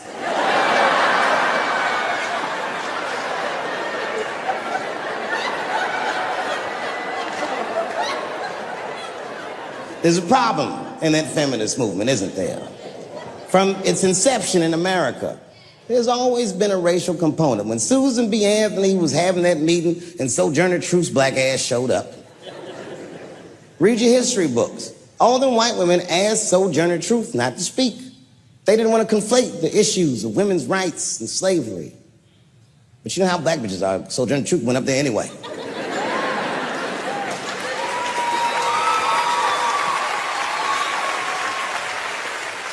She did a famous speech. She said, ain't I a woman? Ain't I a woman? That's right. And listen. I supported the Me Too movement, but the whole time I thought that the way they handled that was stupid. It was white. It was like, they were doing shit like going to the Golden Globes, and all of them would be like, let's all go to the Golden Globes and wear black dresses to give these men a piece of our minds. Bitch, that is not gonna work. You think Martin Luther King's gonna be like, I want everybody to keep riding the bus, but wear matching outfits? You gotta get off the bus and walk. It's real talk. Real talk, that was a silly movement. I want everybody to wear a crocheted pussy hat so they know we're serious. What the fuck was y'all doing? And then I said something about it in one of my specials, and all these women actresses came after me. I said, man, fuck y'all too, you canceled. I ain't jerking off to none of your pictures again. They were like, who is he to tell us anything? I'll tell you exactly who I am. I'm the one that got off the bus and left $50 million on the bus and walked.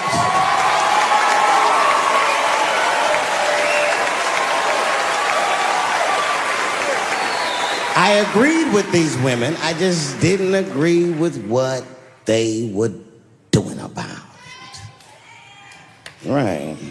Right. No, it was annoying as fuck. Because if these women were serious, you know what they would have done? They all would have fired their agents. And they would have went to the mailroom of one of these big agencies and found a woman that was busting her hump in there and said, if you want to talk to us, then you have to talk to her. And if they did that, and she would be big, and they would be big, and nobody would get fed to Harvey Weinstein. But did they do that? No. Was that their idea? No. Surprisingly, it was mine. And what I think the feminist movement needs to be very successful is a male leader. I'll do it. I will. I will lead you women to the promised land. I will make sure you get equal pay for equal work. I will make sure that nobody harasses you or fucks with you on the job. I will protect all of your interests. And all that I ask for in return is that you suck my dick. And now we're right back to square one, aren't we?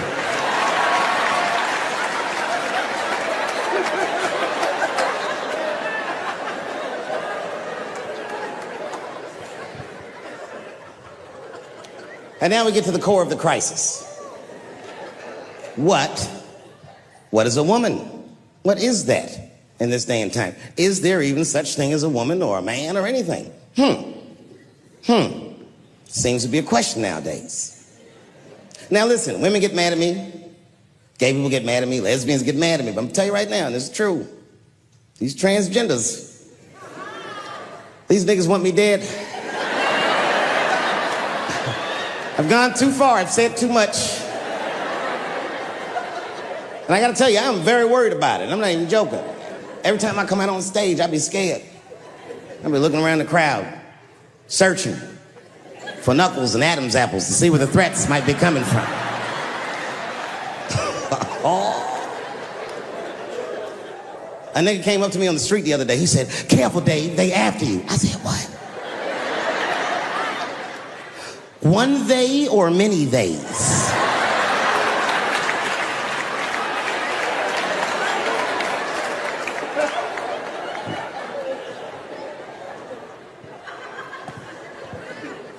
Before I even say anything about that community, you must know, and I hope you all feel the same way, I am not indifferent to the suffering of someone else.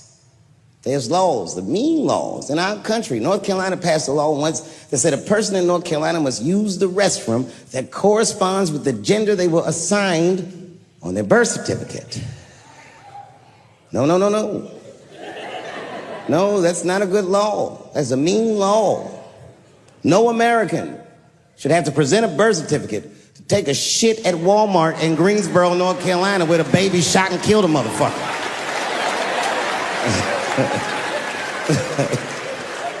You have to ask yourself, if you're thinking about it, who are these laws designed to protect?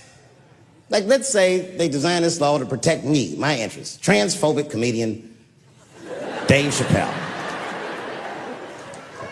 And let's say that I'm in Walmart doing a little shopping with my family.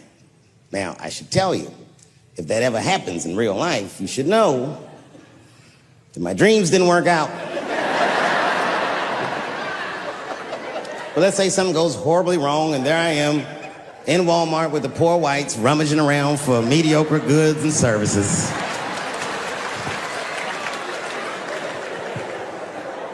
And then I gotta go to the restroom. So I excuse myself from my family. I go to the men's room. Now I'm standing at the urinal taking a leak.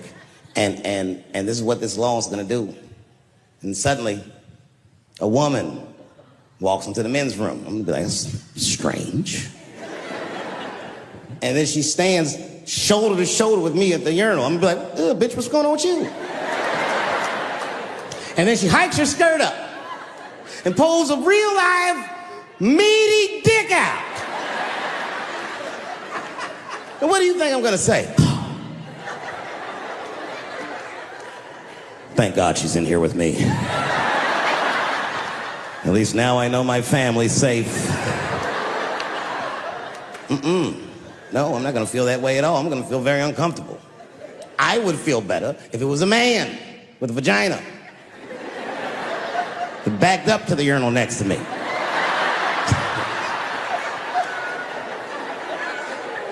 I wouldn't even think about that. I'd just be like, that's funny. This guy is peeing out of his butt for some reason. Oh my God, he must be a veteran. Thank you for your service.